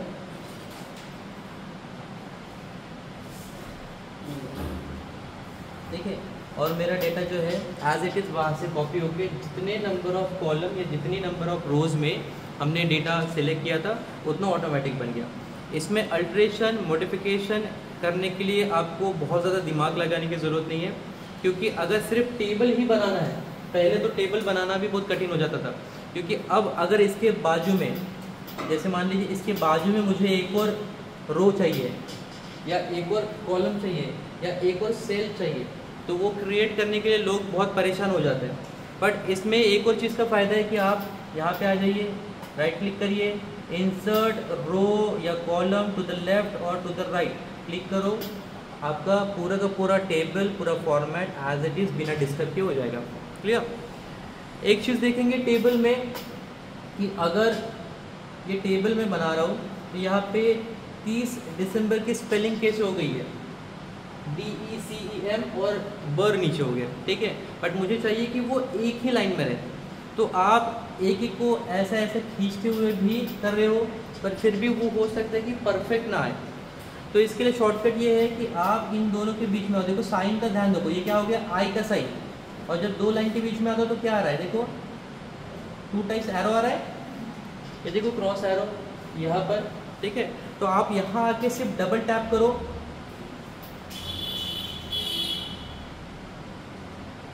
वो एक्सेल भी होता है, उसमें नहीं होता, डॉक में भी होता है। स्केल रूलर लगाई हुई है इसमें।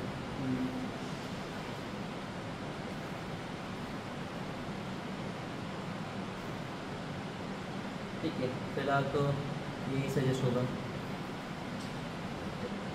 बट इसमें क्या हो गया, आपके कॉलम की जो एक एक सेल की बीच जो है वो डिफरेंस हो गई, तो इसे आप एक लाइन में कैसे करोगे या एक साथ में ये पूरा का पूरा डेटा को कैसे करोगे। तो इसके लिए वापस से आप क्या करो, पूरा का पूरा कॉलम जो है या पूरा का पूरा जो टेबल है इसे सिलेक्ट कर लो,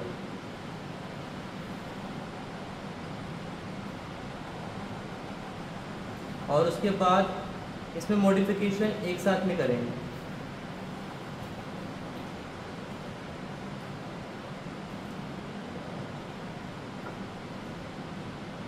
हो गया?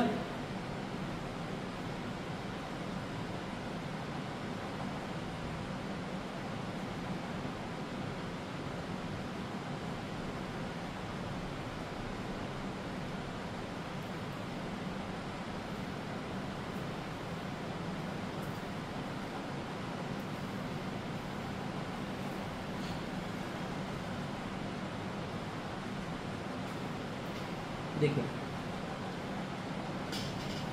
अभी बॉक्स का साइज वापस से सिमेट्रिक नहीं हुआ है।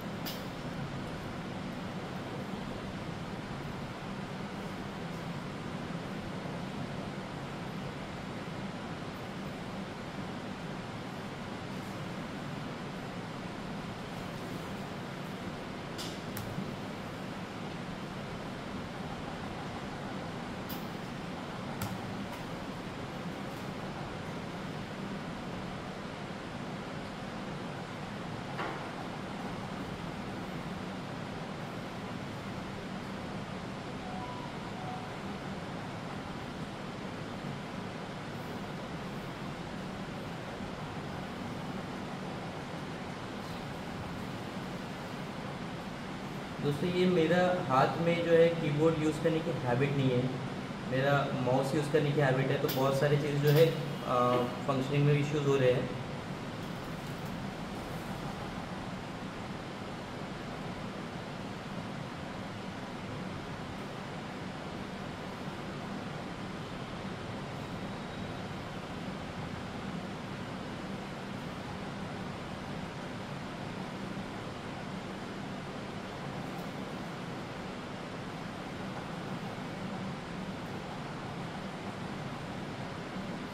तो हालांकि इसमें टाइम बहुत तेज जाएगा टेबल शिफ्टिंग में, कुछ चीज़ें फिर और नहीं बता पाऊँगा मैं आप लोग को।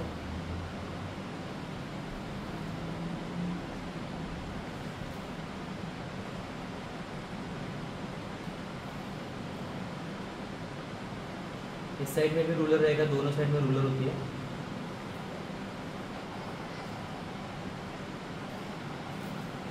ठीक है, एक कॉलम को बाद में एक साथ कैसे करते देखता हूँ मैं। थोड़ा सा सेशन हम लोग का बाकी टूल्स नहीं हो पाएंगे एंड हमारा एक थोड़ा टाइम का भी इशू है, तो बाकी सारी चीज़ें भी कवर हो सके इसलिए देखते हैं। प्रैक्टिस में ये सारी चीज़ें आप लोग करके देखना, टेबल के फॉर्मेट के साइजेस, थोड़ा हम लोग बाकी फंक्शंस पे आ जाते हैं।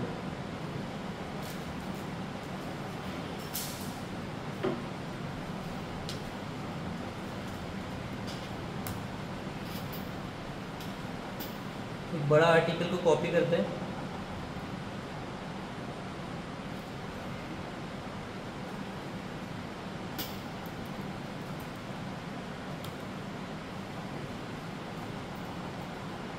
अब इस आर्टिकल को गौर से देखिए, इसमें स्पेसिंग जो है लेफ्ट साइड की स्पेस देखो ये वाली,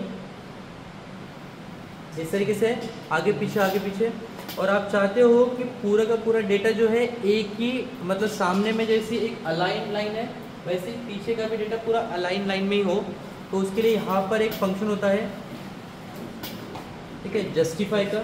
अगर आप इसे क्लिक करेंगे तो फ्रंट और बैक का डेटा जो है एक जैसा ही, ठीक है, फ्रंट और बैक का डेटा जो है बिल्कुल एक ही लाइन में वापस से आ जाएगा। ठीक है, वही अगर हम स्टैंडर्ड फॉर्मेट की बात करें तो ये स्टैंडर्ड फॉर्मेट में जिसे हम लोग लेफ्ट अलाइन बोलते हैं। अब लेफ्ट अलाइन की बात अगर बोलेंगे तो अगर आपने कभी किसी को ईमेल लिखा हुआ है या लेटर्स लिखे हुए हैं या कई एप्लीकेशन दी हुई है किसी भी काम के लिए, तो हमेशा एप्लीकेशन का डेटा जो है लेफ्ट अलाइन होता है। ठीक है, और अगर हम लोग कोई आर्टिकल्स लिख रहे हैं तो वो जस्टिफाइड फॉर्मेट में होता है, इसलिए वो इस तरीके से आपको फ्रंट और बैक दोनों एक ही इसमें रहेगा। अब अगर हम लोग एक और चीज़ देखें तो यहाँ पर कुछ पेपर में मार्जिन छुटी हुई है, यहाँ पर और यहाँ पर भी मार्जिन छुटी है, तो हम लोग अगर इसका प्रिंट आउट निकालेंगे पेपर का तो हमें यहाँ पर और यहाँ पर जो है स्पेस छूटा हुआ मिलेगा। अब यहाँ पे ऊपर में भी देखोगे तो ऑटोमेटिकली इतना स्पेस छूटा हुआ है, और बॉटम में भी आएंगे तो इतनी स्पेस ऑटोमेटिक छूट गई है। डायरेक्टली देखो, अगर मैं इसके बाजू में भी कुछ डेटा लिखता हूँ तो आप फर्स्ट या सेकंड पेज के बीच में देखिए आपको गैप दिख रही होगी इतनी, और आपको चाहिए कि मेरा थोड़ा सा डेटा जो है ज़्यादा से ज़्यादा एक पेज में आ जाए, मतलब प्रिंट आउट को अब सेव करना है हमको, प्रिंट आउट के पेजेस कम करने हैं, पेपर वेस्ट कम करना है। तो इसे कैसे करेंगे, तो सबसे ऊपर आप देखो ये रूलर का फंक्शन दिख रहा है, और जब हम लोग यहाँ पर आएंगे तो लेफ्ट में भी आपको एक रूलर का फंक्शन दिख रहा है। तो आप अगर इस एरो के ऊपर क्लिक करके डेटा को मार्जिन स्पेस कम करोगे तो आपका डेटा जो है इस तरीके से यहाँ से जो है स्पेस सेव करेगा। सेम लेफ्ट और ऊपर और नीचे से भी आप डेटा को जो है मैनेज कर सकते हो इस तरीके से। तो यहाँ पर आपकी अभी पेपर की जो मार्जिन है वो बिल्कुल कम हो गई है, जिससे आपका डेटा एक पेज में मैक्सिमम आ जाएगा। नीचे आते हैं,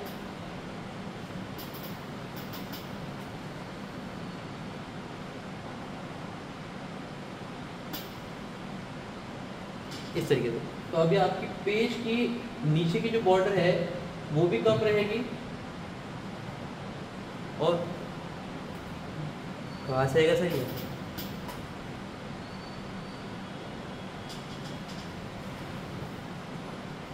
ऐप कहाँ पे आ रहा है सर इसका? पिन उसका ये हो गया, पिन फिर से लगाइए इसको। नहीं बैक टच हुआ है, बैक टच हुआ है, बैक किया है मैंने।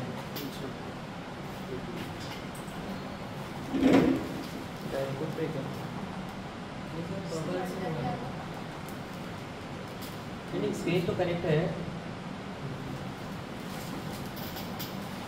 ठीक है, तो पेज का जैसे हमने देखा कि लेफ़्ट या राइट के मार्जिन जो है वो एडजस्ट करने के लिए या पेज की जो है साइजेस को हम लोग को कम करने के लिए हम लोग इसका इस्तेमाल करते हैं। अब आपका डेटा अगर आप देखोगे तो हमने जो 2 पेज में डाला था वो आप शायद से 1 पेज में आया होगा, यहाँ पर देखिए। ठीक है, अब यहाँ पर आप कॉलम की अगर हम बात करें तो पहला कॉलम की लाइन जो है बहुत ज़्यादा सामने, सेकंड की बहुत ज़्यादा पीछे, तो डेटा ऑर्गेनाइज्ड नहीं लगता या फिर ऑर्डर्ड में नहीं लगता। तो इसके लिए आपको पूरा का पूरा डेटा पहले सिलेक्ट करना चाहिए और उसके बाद जो है ये मार्जिन को जो है इस तरीके से एडजस्ट करनी चाहिए। ठीक है, मैं जस्टिफाइड की जगह पर पहले लेफ़्ट अलाइनमेंट लेता हूँ जिससे आपको समझ में आएगा कि क्या डिफरेंसेस मैंने बताए। ठीक है, ये देखिए अब डेटा आपका जो है एक साथ में पूरा का पूरा आगे या पीछे फॉर्मेट में सेट हो रहा है। क्लियर हुआ? ठीक, सबको समझ में रहा है ना कि बाउंसर जा रहा है, ऊपर से तो नहीं जा रहा है, बाकी लोग हो? ठीक, तो वही फंक्शन आपको जो है यहाँ पर भी दिए हैं, वही फंक्शन आपको यहाँ पर भी दिए हुए हैं। ठीक है, बट यहाँ पर पैराग्राफ के स्टाइल्स दिए हुए कि आपको पैराग्राफ के स्टाइल्स कैसे कैसे चाहिए या अलाइन टेक्स्ट कैसे चाहिए। ये सारे फंक्शंस आप एक्सप्लोर करो, जब डॉक्यूमेंट्स में आप लिखोगे तब आपको ये सारी चीज़ें समझ में आएगा। अभी फ़िलहाल मैं कितने भी चीख कर ये फंक्शंस बता दूँ तो आपको नहीं समझेगा। बट एक चीज़ जो बहुत काम की है वो आपकी, अगर मैं कोई इन्वेंटरी लिख रहा हूँ 1 2 3 4 नंबर के डेटा में लिख रहा हूँ, ठीक है, तो यहाँ पर मुझे बुलेट के जो फंक्शंस होते हैं वो बड़े काम के होते हैं।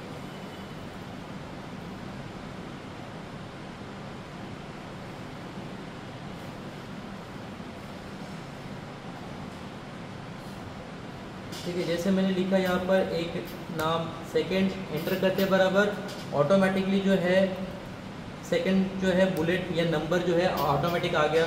एक हम लोग काम करते हैं कि मैं इसी डाटा को बार बार लिखता हूँ। इसमें देखो कि पहला लेटर मैंने स्मॉल लिखा हुआ है और जैसे ही मैंने एंटर किया ऑटोमेटिक वो क्या होता है, कैपिटल होता है। साथ में जैसे ही मैं एंटर करूँ तो नेक्स्ट जो है बुलेट ऑटोमेटिक आता है। अब अगर मैंने इन सबको सिलेक्ट किया और मुझे नंबर नहीं चाहिए, मुझे चाहिए ABC, तो ये ABC फॉर्मेट में ऑटोमेटिक चेंज हो जाएगा। इसके अलावा अगर मुझे नंबर नहीं चाहिए, ABC भी नहीं चाहिए, मुझे बुलेट पॉइंट्स चाहिए, मुझे इसकी स्टाइल ये नहीं पसंद, तो मैं ये स्टाइल या फिर ये स्टाइल में चेंज करना चाहता हूँ। तो जो भी आप स्टाइल चेंज करेंगे automatic through out the data पूरा का पूरा चेंज होगा।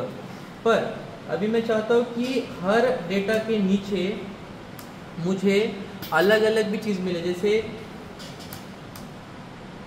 पहले हम लोग इनको नंबरिंग कर लेते हैं। अब मुझे चाहिए कि जो फर्स्ट वाला नंबर था उसके नीचे मैं एंटर करूं तो सेकंड नंबर ना आए, सेकंड नंबर यहीं पे आए। ठीक है, थर्ड नंबर जो है यहाँ पे रहे बट फोर्थ ये नहीं रहे, फोर्थ ये रहे। तो ये ऑर्गेनाइजेशन ऐसे अलग अलग कैसे करें। जैसे मैं एक पॉइंट के नीचे बहुत सारा डेटा लिखना चाहता हूँ, फिर पॉइंट नंबर 2 उसके नीचे डेटा लिखना चाहता हूँ, फिर पॉइंट नंबर 3 उसके नीचे डेटा लिखना चाहता हूँ। तो ये कैसे करेंगे, ये पॉसिबल होता है इस फंक्शन से।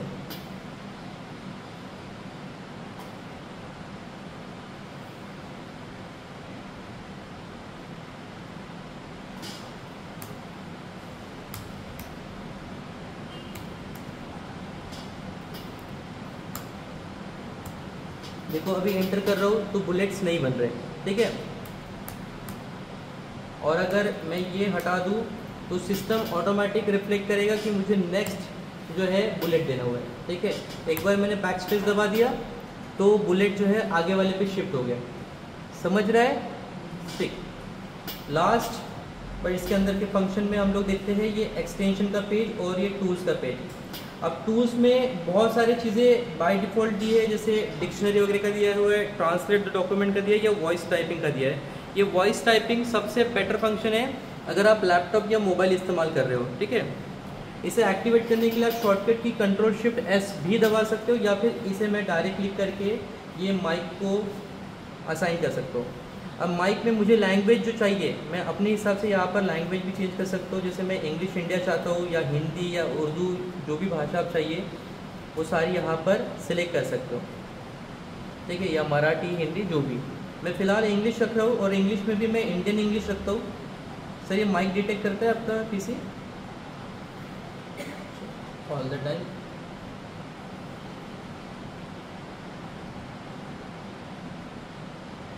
Hi, my name is Rahul and I am taking class on Google Documents। तो ये मेरा टाइपिंग एक्सपीरियंस को फास्ट कर देगा। माइक को ऑफ करते हैं। तो अगर आपको डेटा लिखना है बहुत सारा और आपके सामने आर्टिकल लिखा हुआ है, आपको टाइपिंग नहीं करना है, कोई बुक रखी हुई है, तो आप इस तरीके से आसानी से डॉक्यूमेंट को एक्सट्रैक्ट करके भी लिख सकते हो। बट कोई इमेज फॉर्मेट में डेटा है आपके पास में और आप चाहते हो कि वो डाटा ऑटोमेटिकली डिजिटली बिना टाइप किए बिना वॉइस को पढ़े वो डाटा आपके सामने आ जाए, तो उस डेटा को हम लोग कैसे लेके आएंगे?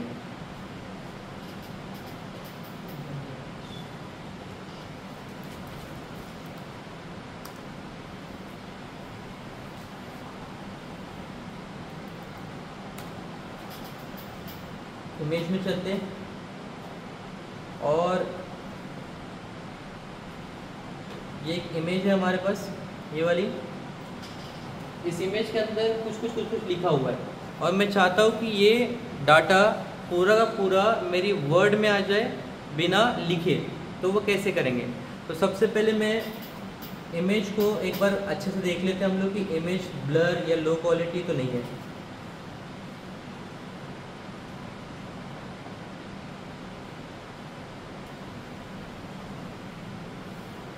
और किसी को भी आइडिया है कि ये डेटा को हम लोग बिना टाइप किए या बिना वॉइस कमांड के पढ़े गूगल डॉक्यूमेंट पे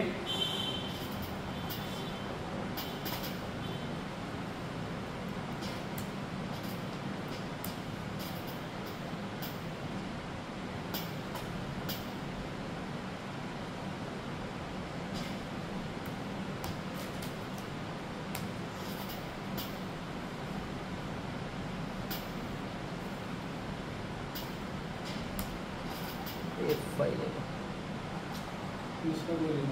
वेब फाइल है ना,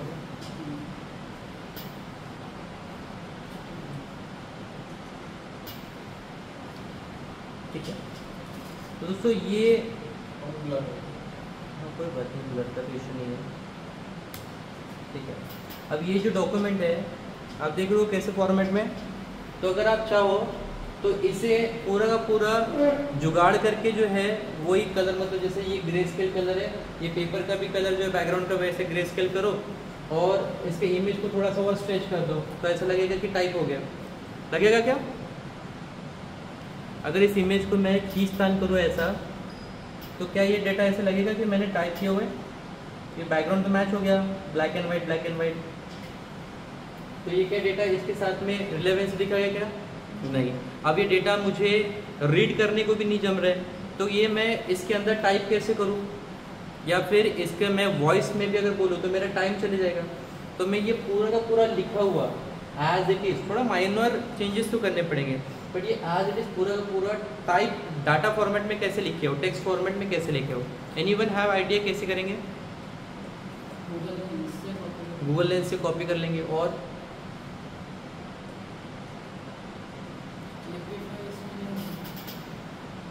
ठीक है, एक तरीका तो ये है कि आप इसमें राइट क्लिक करो और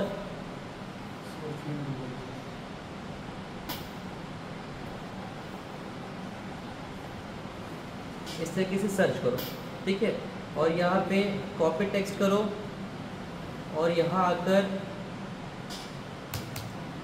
पेस्ट कर दो। तो क्या फॉर्मेट एज इट इज रहा क्या?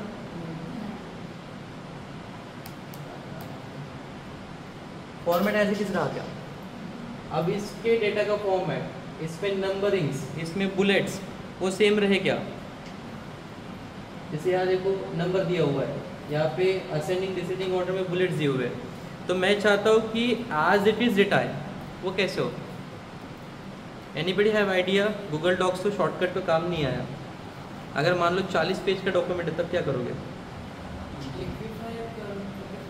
लिक्विफाई फंक्शन है कहाँ पर? डॉक्स में तो नहीं है, कहाँ पर है फिर फंक्शन? ऐड किया है। हाँ, बट वर्ड और डॉक्यूमेंट में तो नहीं है। ठीक, कैसे करेंगे? और कोई आइडिया? एक शॉर्टकट होता है इसको, किसी भी फॉर्मेट के डेटा को अगर वो पीडीएफ में रहे, इमेज में रहे या कोई भी फॉर्मेट में रहे, आप उसे किसी अदर फॉर्मेट में भी शिफ्ट कर सकते हो। ठीक है, कैसे? आपको सिर्फ सर्च करना है कि आपकी रिक्वायरमेंट क्या है। मेरी रिक्वायरमेंट क्या है कि मुझे इमेज को डॉक में कन्वर्ट करना है। ठीक है, इमेज टू डॉक, और यहाँ पर एंटर करूँगा तो मेरे पास काफ़ी सारी ऑप्शंस आ जाएंगी वेबसाइट की। उन वेबसाइट के ऊपर जस्ट मुझे क्या करना है, अपनी फाइल को जो है शिफ्ट करना है। यहाँ पे देखते हैं, देखो कितने सारे फॉर्मेट्स हैं। अगर कोई पीडीएफ में फाइल है तो उसे एडिट कर सकते हो, एक्सेल में फाइल है या इमेज में है, ठीक है, कन्वर्ट इमेज टू एक्सेल कर सकते हो, इमेज टू डॉक कर सकते हो। इस पर क्लिक करेंगे और यहाँ पर आपको या तो फाइल को ड्रैग एंड ड्रॉप करना है,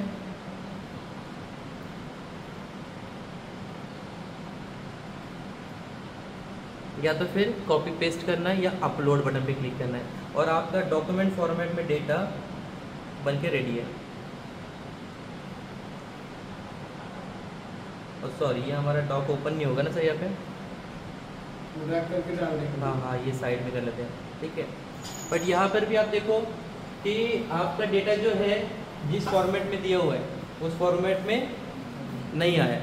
तो आज आप लोग का ये टास्क रहेगा कि by the end of the day आप जब घर में जाएंगे, खाना खाएंगे और सोने जाएंगे, तो सोने के 10-15 मिनट पहले ये स्ट्रगल करके देखेंगे, सर्च आउट करेंगे, रिसर्च करेंगे कि कैसे मैं किसी भी इमेज को बिना मॉडिफाई किए, बिना टाइप किए या बिना वॉइस कमांड के बोले एज इट इज़ फॉर्मेट में कैसे वर्ड में ला के सकूँ। ठीक है, क्लियर? ठीक। And end of the session करने के पहले हमने जो आज प्रॉमिस किया था कि इस लाइसेंस एंड एग्रीमेंट का परमानेंट लाइसेंस को रजिस्टर करना है, वो कैसे करेंगे? ठीक है, उसके लिए कुछ कीज़ आपको सर्च करनी पड़ेगी, कुछ टाइप करना पड़ेगा और कुछ कमांड एग्जीक्यूट करनी पड़ेगी। अगर आप आईटी बैकग्राउंड से नहीं है तो थोड़ा सा हो सकता है बाउंसर जाए, और अगर आप आईटी बैकग्राउंड से है तो बड़ा इजी जाएगा। ठीक है, पर मैं चाहता हूँ कि आप सब लोग को बड़ा ही आसान और चीज़, इसलिए आप स्टेप्स को जैसे जैसे मैं दिखा रहा हूँ वैसे वैसे अपनी कॉपी में भी नोट डाउन करिए। ठीक है, तो सबसे पहले हेडिंग दे दीजिए अपने कॉपी में, how to activate Windows license and, starting से बता रहा हूँ, how to activate Windows license and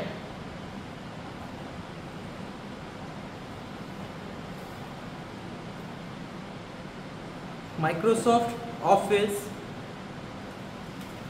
without license की मतलब चाबी। How to activate Windows and Microsoft Office without license की। Step number 1, open PowerShell। देखो, step number 1, open PowerShell। Step number 2, type command and enter. Type command and enter.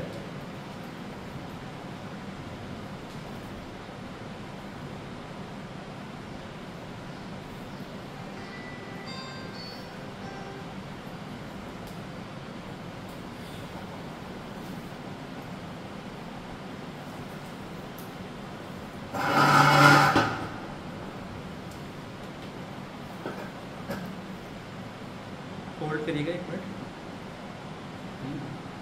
सब लोग 1 minute hold करिएगा, एक text भेजना इम्पोर्टेंट।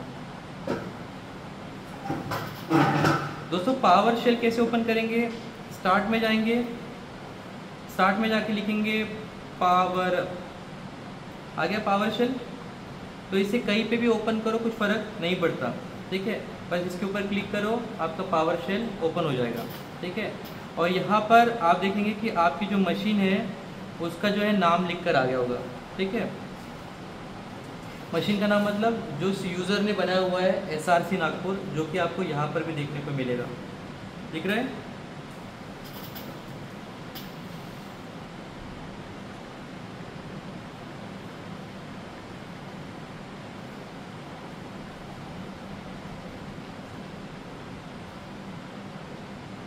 गाइस जस्ट एक second दीजिए।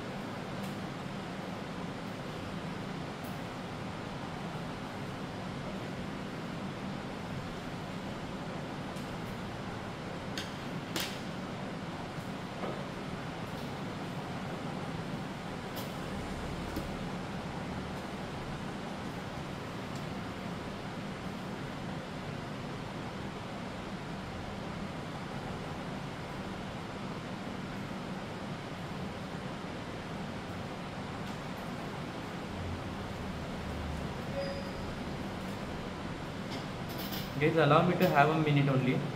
एक काम बहुत ही इंपॉर्टेंट है, वो करे सिवा आगे नहीं बढ़ सकेंगे हम लोग।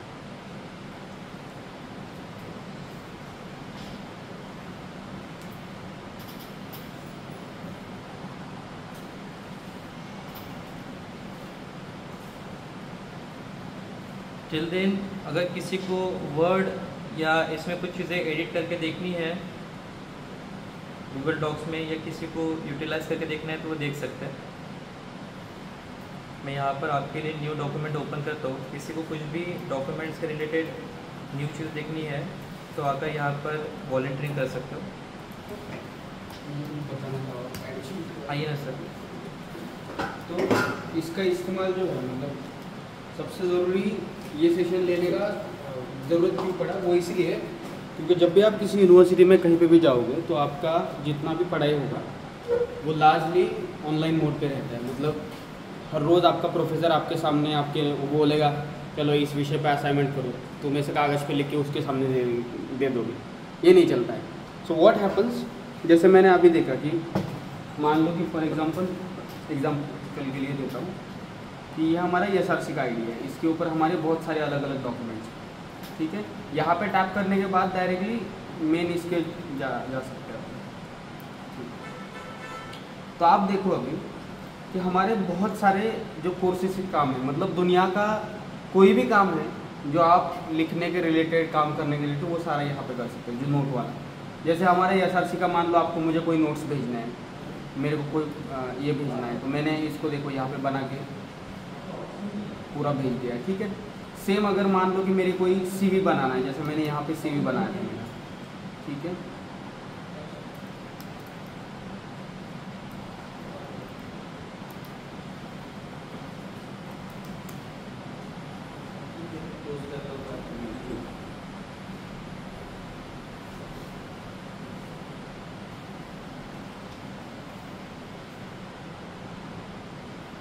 हो गए?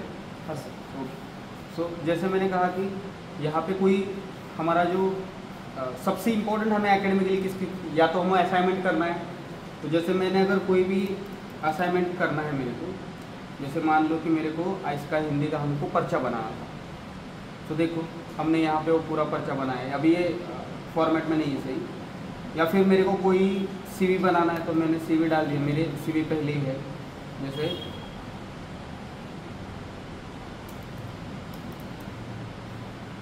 ठीक है, तो जैसे मेरा MPhil का मेरा प्रपोजल है मान, तो ये सारा प्रपोजल अभी मेरा पूरा इसके ऊपर लिखा है पूरा, ठीक है। ये पूरा गूगल डॉक्यूमेंट पे लिखा है। इसके लिए आपको किसी और के पास जाके पैसा दे के ये सब करने की ज़रूरत नहीं पड़ेगी। आप कभी पढ़ाई करते हो तो आपको नोट्स बनाने हैं, तो जैसे मैंने कहीं पे, जैसे मान लो कि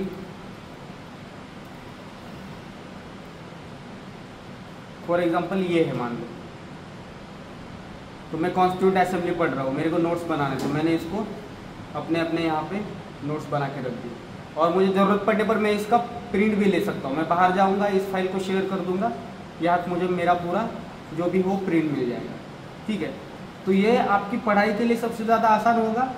दूसरा, जब आप किसी भी एकेडमिक इंस्टीट्यूशन में जाओगे तो आपको वहाँ पे दिक्कत नहीं आएगी कोई, क्योंकि आपका प्रोफेसर क्या करता है, आप बनाते हो असाइनमेंट, उसको भेजते हो, वो प्रोफेसर आपका ऑनलाइन ही पढ़ता है, उसके ऊपर आपको कमेंट देता है, आपको भेजता है, तो वो कमेंट आपको यहाँ पे दिख जाते हैं। तो दिस इज़ मेजर पर्पज। जैसे फिर किसी भी यूनिवर्सिटी में जाओगे, जैसे ये मेरा मान लो ऑक्सफोर्ड यूनिवर्सिटी किसी काम से मैंने बनाया था, अब ये एस्से है मेरा, ठीक है। अब इस एस्से को मेरे को यूनिवर्सिटी में सबमिट करना है, तो ये जो लिखना है ये किसके ऊपर लिखो, ये सारा काम इसके ऊपर है। एसओपी हो, सीवी हो, आपका आर्टिकल हो, आपका फिर हो सकता है आपको कोई फॉर्म भरना हो, कुछ लिखना हो, हर चीज़ का डेटा जो है आपको इसके ऊपर स्टोर हो जाएगा, आप इसके ऊपर बना सकते हो।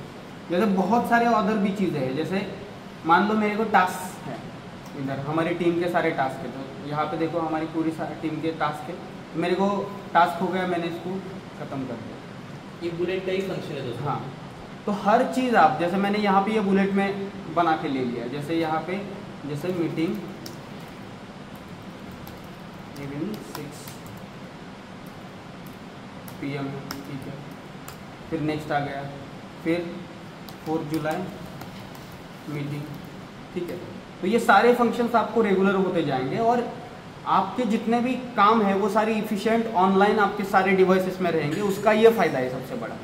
अचानक से किसी ने कुछ मांग लिया, बोले इंट्रोडक्शन दे दो आपका, तो आप उसे टेक्स्ट करके तो नहीं दोगे, आपको वो इंट्रोडक्शन लिखना पड़ेगा। और जो ड्राफ्ट का काम है सारा, मतलब जो भी ऐसे बोलते हैं ना कि रॉ काम करना है, हमको कुछ भी लिखना है। जैसे मेरा बहुत सारे जो मेरे डॉक्यूमेंट है जो आपको यहाँ पे दिखेंगे कि वो ऐसे ही, और यहाँ पे दिखता है, यहाँ पे own by me, own by सारे लोगों ने ओन किया होगा, किसी ने भी ओन किया होगा इस डॉक्यूमेंट को, वो सारे डॉक्यूमेंट आपको यहाँ पे दिखेंगे। जैसे आज का लेक्चर था जो हमने लिया था, वो वाला लेक्चर, ये वाला, ठीक है। इस लेक्चर में देखो मैंने बहुत जगह पे ये किया, ये सारा गूगल डॉक्यूमेंट में बनाया था लेक्चर, ठीक है। तो आपको इसको जिस तरीके से यूज़ करना है, लेक्चर बनाना है, नोट्स निकालना है, टास्क प्रिपेयर करना है, आपका CV बनाना है, SOP लिखना है, आपका प्रपोजल डिज़ाइन करना है, हर चीज़ के लिए आपको इसका इस्तेमाल होगा, ठीक है। ठीक है, जैसे मेरे कुछ स्पीचेस मैंने मेरे खुद के लिखे थे, तो ये सारे स्पीचेस इसमें आपको मिल जाएंगे, ठीक है। तो हर चीज़ आप कर सकते हो इसमें, बस यही था। तो आगे जब भी हम लोग काम करेंगे तो इसका मेजर फ़ायदा ये है कि हमको आपको यहाँ पे वैसे ही असाइनमेंट दी जाएगी, और ये मोबाइल पे आप गूगल डॉक का ऐप डाउनलोड कर दो, उसको एक्सप्लोर कर दो। थोड़ा सा उसका जो इंटरफेस है थोड़ा सा अलग रहेगा, लेकिन सेम ही है, हर चीज़ सेम है, बस मोबाइल में यूज़र फ्रेंडली बनाना है।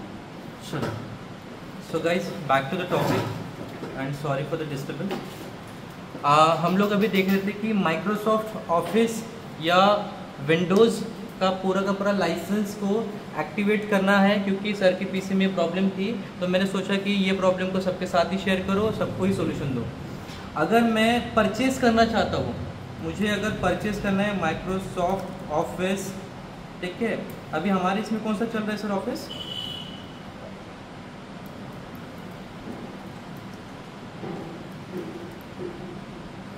ये हमारा चल रहा है आई थिंक 2011 शायद चल रहा होगा।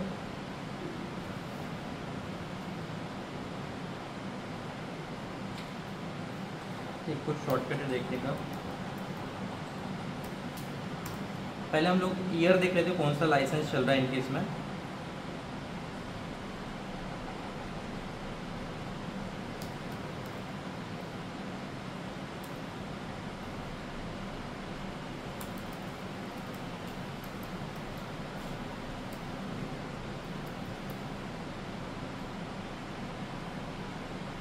माइक्रोसॉफ्ट ऑफिस चल रहा है इनका 365, ठीक है। ये इसका जो है नाम है माइक्रोसॉफ्ट 365, ठीक है। इंग्लिश वर्जन चल रहा है, US वाला। उसके अलावा कुछ और है कि यहाँ पर डबल कभी कभी इंस्टॉल रहता है, इसलिए हम लोग एक बार और चेक कर रहे हैं। नहीं, ठीक है, डबल कुछ और नहीं है। तो अभी ये माइक्रोसॉफ्ट ऑफिस 365 है और ऑफिस 365 प्राइस, इन इंडिया।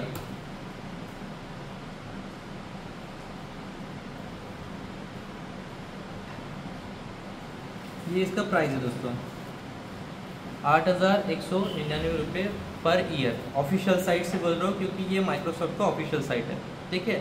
वही अगर हम विंडोज़ कौन सा चल रहा है सर आपका?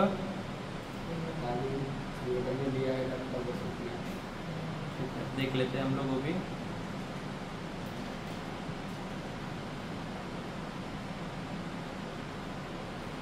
तो हमारा विंडोज़ यहाँ पे पता चल जाएगा हमें कौन सा चल रहा है। इसमें विंडोज़ चल रहा है 11 होम सिंगल लैंग्वेज, ठीक है।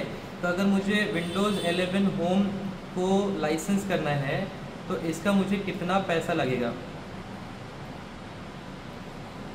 ये भी हम लोग एक बार कंपेयर करते हैं तो आपको एक आइडिया आ जाएगा कि आप जो टॉपिक अभी पढ़ रहे हैं ये कितने रुपए खर्च करने पड़े होते अगर ये मुझे नहीं पता होता तो। ये देखिए माइक्रोसॉफ्ट के ऑफिशियल स्टोर पे 10,000, तो 10 और ये हमारे प्रीवियस वाले जो पैसे हैं वो है 8,000, तो 18-19 हज़ार रुपये की चीज़ हम with in the 1 click problem solve करेंगे। और इनिशियली ये टॉपिक का फ़ायदा ये भी होगा, फ्यूचर में कभी भी अगर आपके मशीन में या आपके नियर बाय में या आपके रिलेटिव्स में या आपके फ्रेंड्स में कभी सेम प्रॉब्लम आती है, कई बार आता है आपके स्क्रीन पर यहाँ पर राइट साइड में कॉर्नर में यहाँ पर लिखिएगा विंडोज़ इज़ नॉट जेन्युइन, और उस टाइम पे आपकी स्क्रीन ब्लैक हो जाएगी। या अलावा ऑफिस में जो हमारा लाइसेंस का इशू आ रहा है वो, ये दोनों प्रॉब्लम को ये जो आ रहा है यू गॉट दी ऑफिस और ये लाइसेंस के लिए बोल रहा है हमें बार बार। ये देखिए यहाँ पर एक्टिवेट करने के लिए बोल रहा है। तो इन दोनों प्रॉब्लम को सॉल्व करने के लिए 1 मिनट में कैसे करेंगे वो देखते हैं। पहले इन्हें बंद किया, स्टार्ट में गया और मैंने लिखा पावर शेल। पावर शेल को जब भी आप ओपन करना चाहो तो इसे रन एज एडमिन ही करना चाहिए, ठीक है।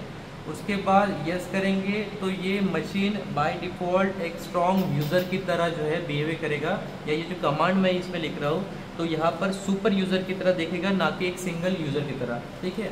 उसके बाद यहाँ पर हमको कमांड लिखनी है, लिखेंगे IRM, साथ में कॉपी में भी टाइप करते जाइए अपने जो आप रजिस्टर में लिख रहे हो, लिखो IRM।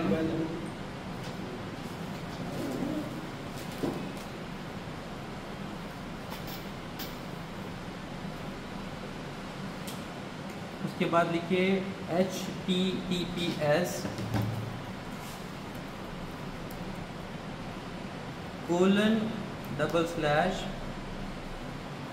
get.activated.win स्पेस IEX, ठीक है।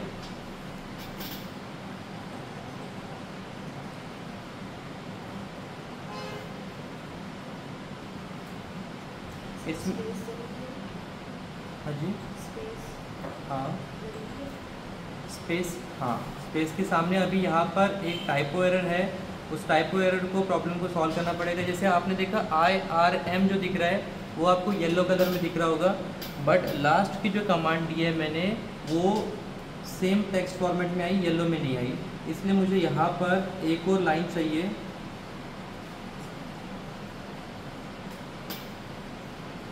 कीबोर्ड में तो ठीक है, अब आई, ठीक है। देखिए मैंने एक लाइन चेंज की और इसे करने के बाद जस्ट मुझे एंटर करना है। क्या आप सब लोगों ने लिख लिया? गाइस अगर लिख लिया है तो मैं एंटर बटन दबाऊँ, या फिर आप लिखना चाहते हैं अभी भी तो लिख लीजिए प्रॉपरली। एंटर करने के बाद 10 सेकंड के लिए मशीन पागल जैसे बिहेव कर सकता है, बट ये क्योंकि लाइसेंस को जो है ट्रिगरिंग कर रहे हैं हम लोग। इसके बाद यहाँ पे एक ऑटोमेटिक पॉपअप आया है जिसमें पहला बटन दिया है HWID और दूसरा दिया है OHook, ठीक है। HWID के सामने जो है लिखा हुआ है विंडोज़ और OHook के सामने लिखा हुआ है ऑफिस, ठीक है। तो क्योंकि हमें ऑफिस एक्टिवेट करना है सर का, तो इसलिए मैं 2 नंबर की बटन दबा रहा हूँ और उसके बाद पहला नंबर पे लिखा है install OHook office activation, 1 number दबा दिया मैंने एंड मैजिक इज़ डन, ठीक है। अब अपने आप सारी चीज़ें मॉडिफाई होगी, ना मैं दिमाग लगाऊंगा और ये हैकिंग जैसा दिखता होगा, बट ये हैकिंग नहीं है, this is all a programming. Give me second, और आपका ऑफिस एक्टिवेशन का जो है सामने एक पॉपअप लिख के आएगा ग्रीन कलर में, that your office is permanently activated. आया, the office is permanently activated. अब अगर मैं माइक्रोसॉफ्ट ऑफिस वर्ड को वापस से ओपन करूं तो ये पॉपअप जो आ रहा था आपको लाइसेंस का वो बंद हो जाएगा, और यहाँ पर लिखे आएगा लाइसेंस एग्रीमेंट। एक्सेप्ट कर लेते, एक मिनट, ऑप्शन में आते, सॉरी,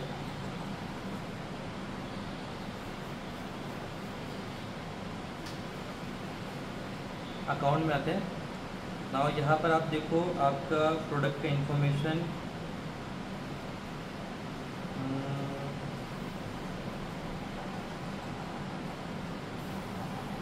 एक मिनट रुकिए, इसे बंद करके वापस से चालू कर लेते हैं।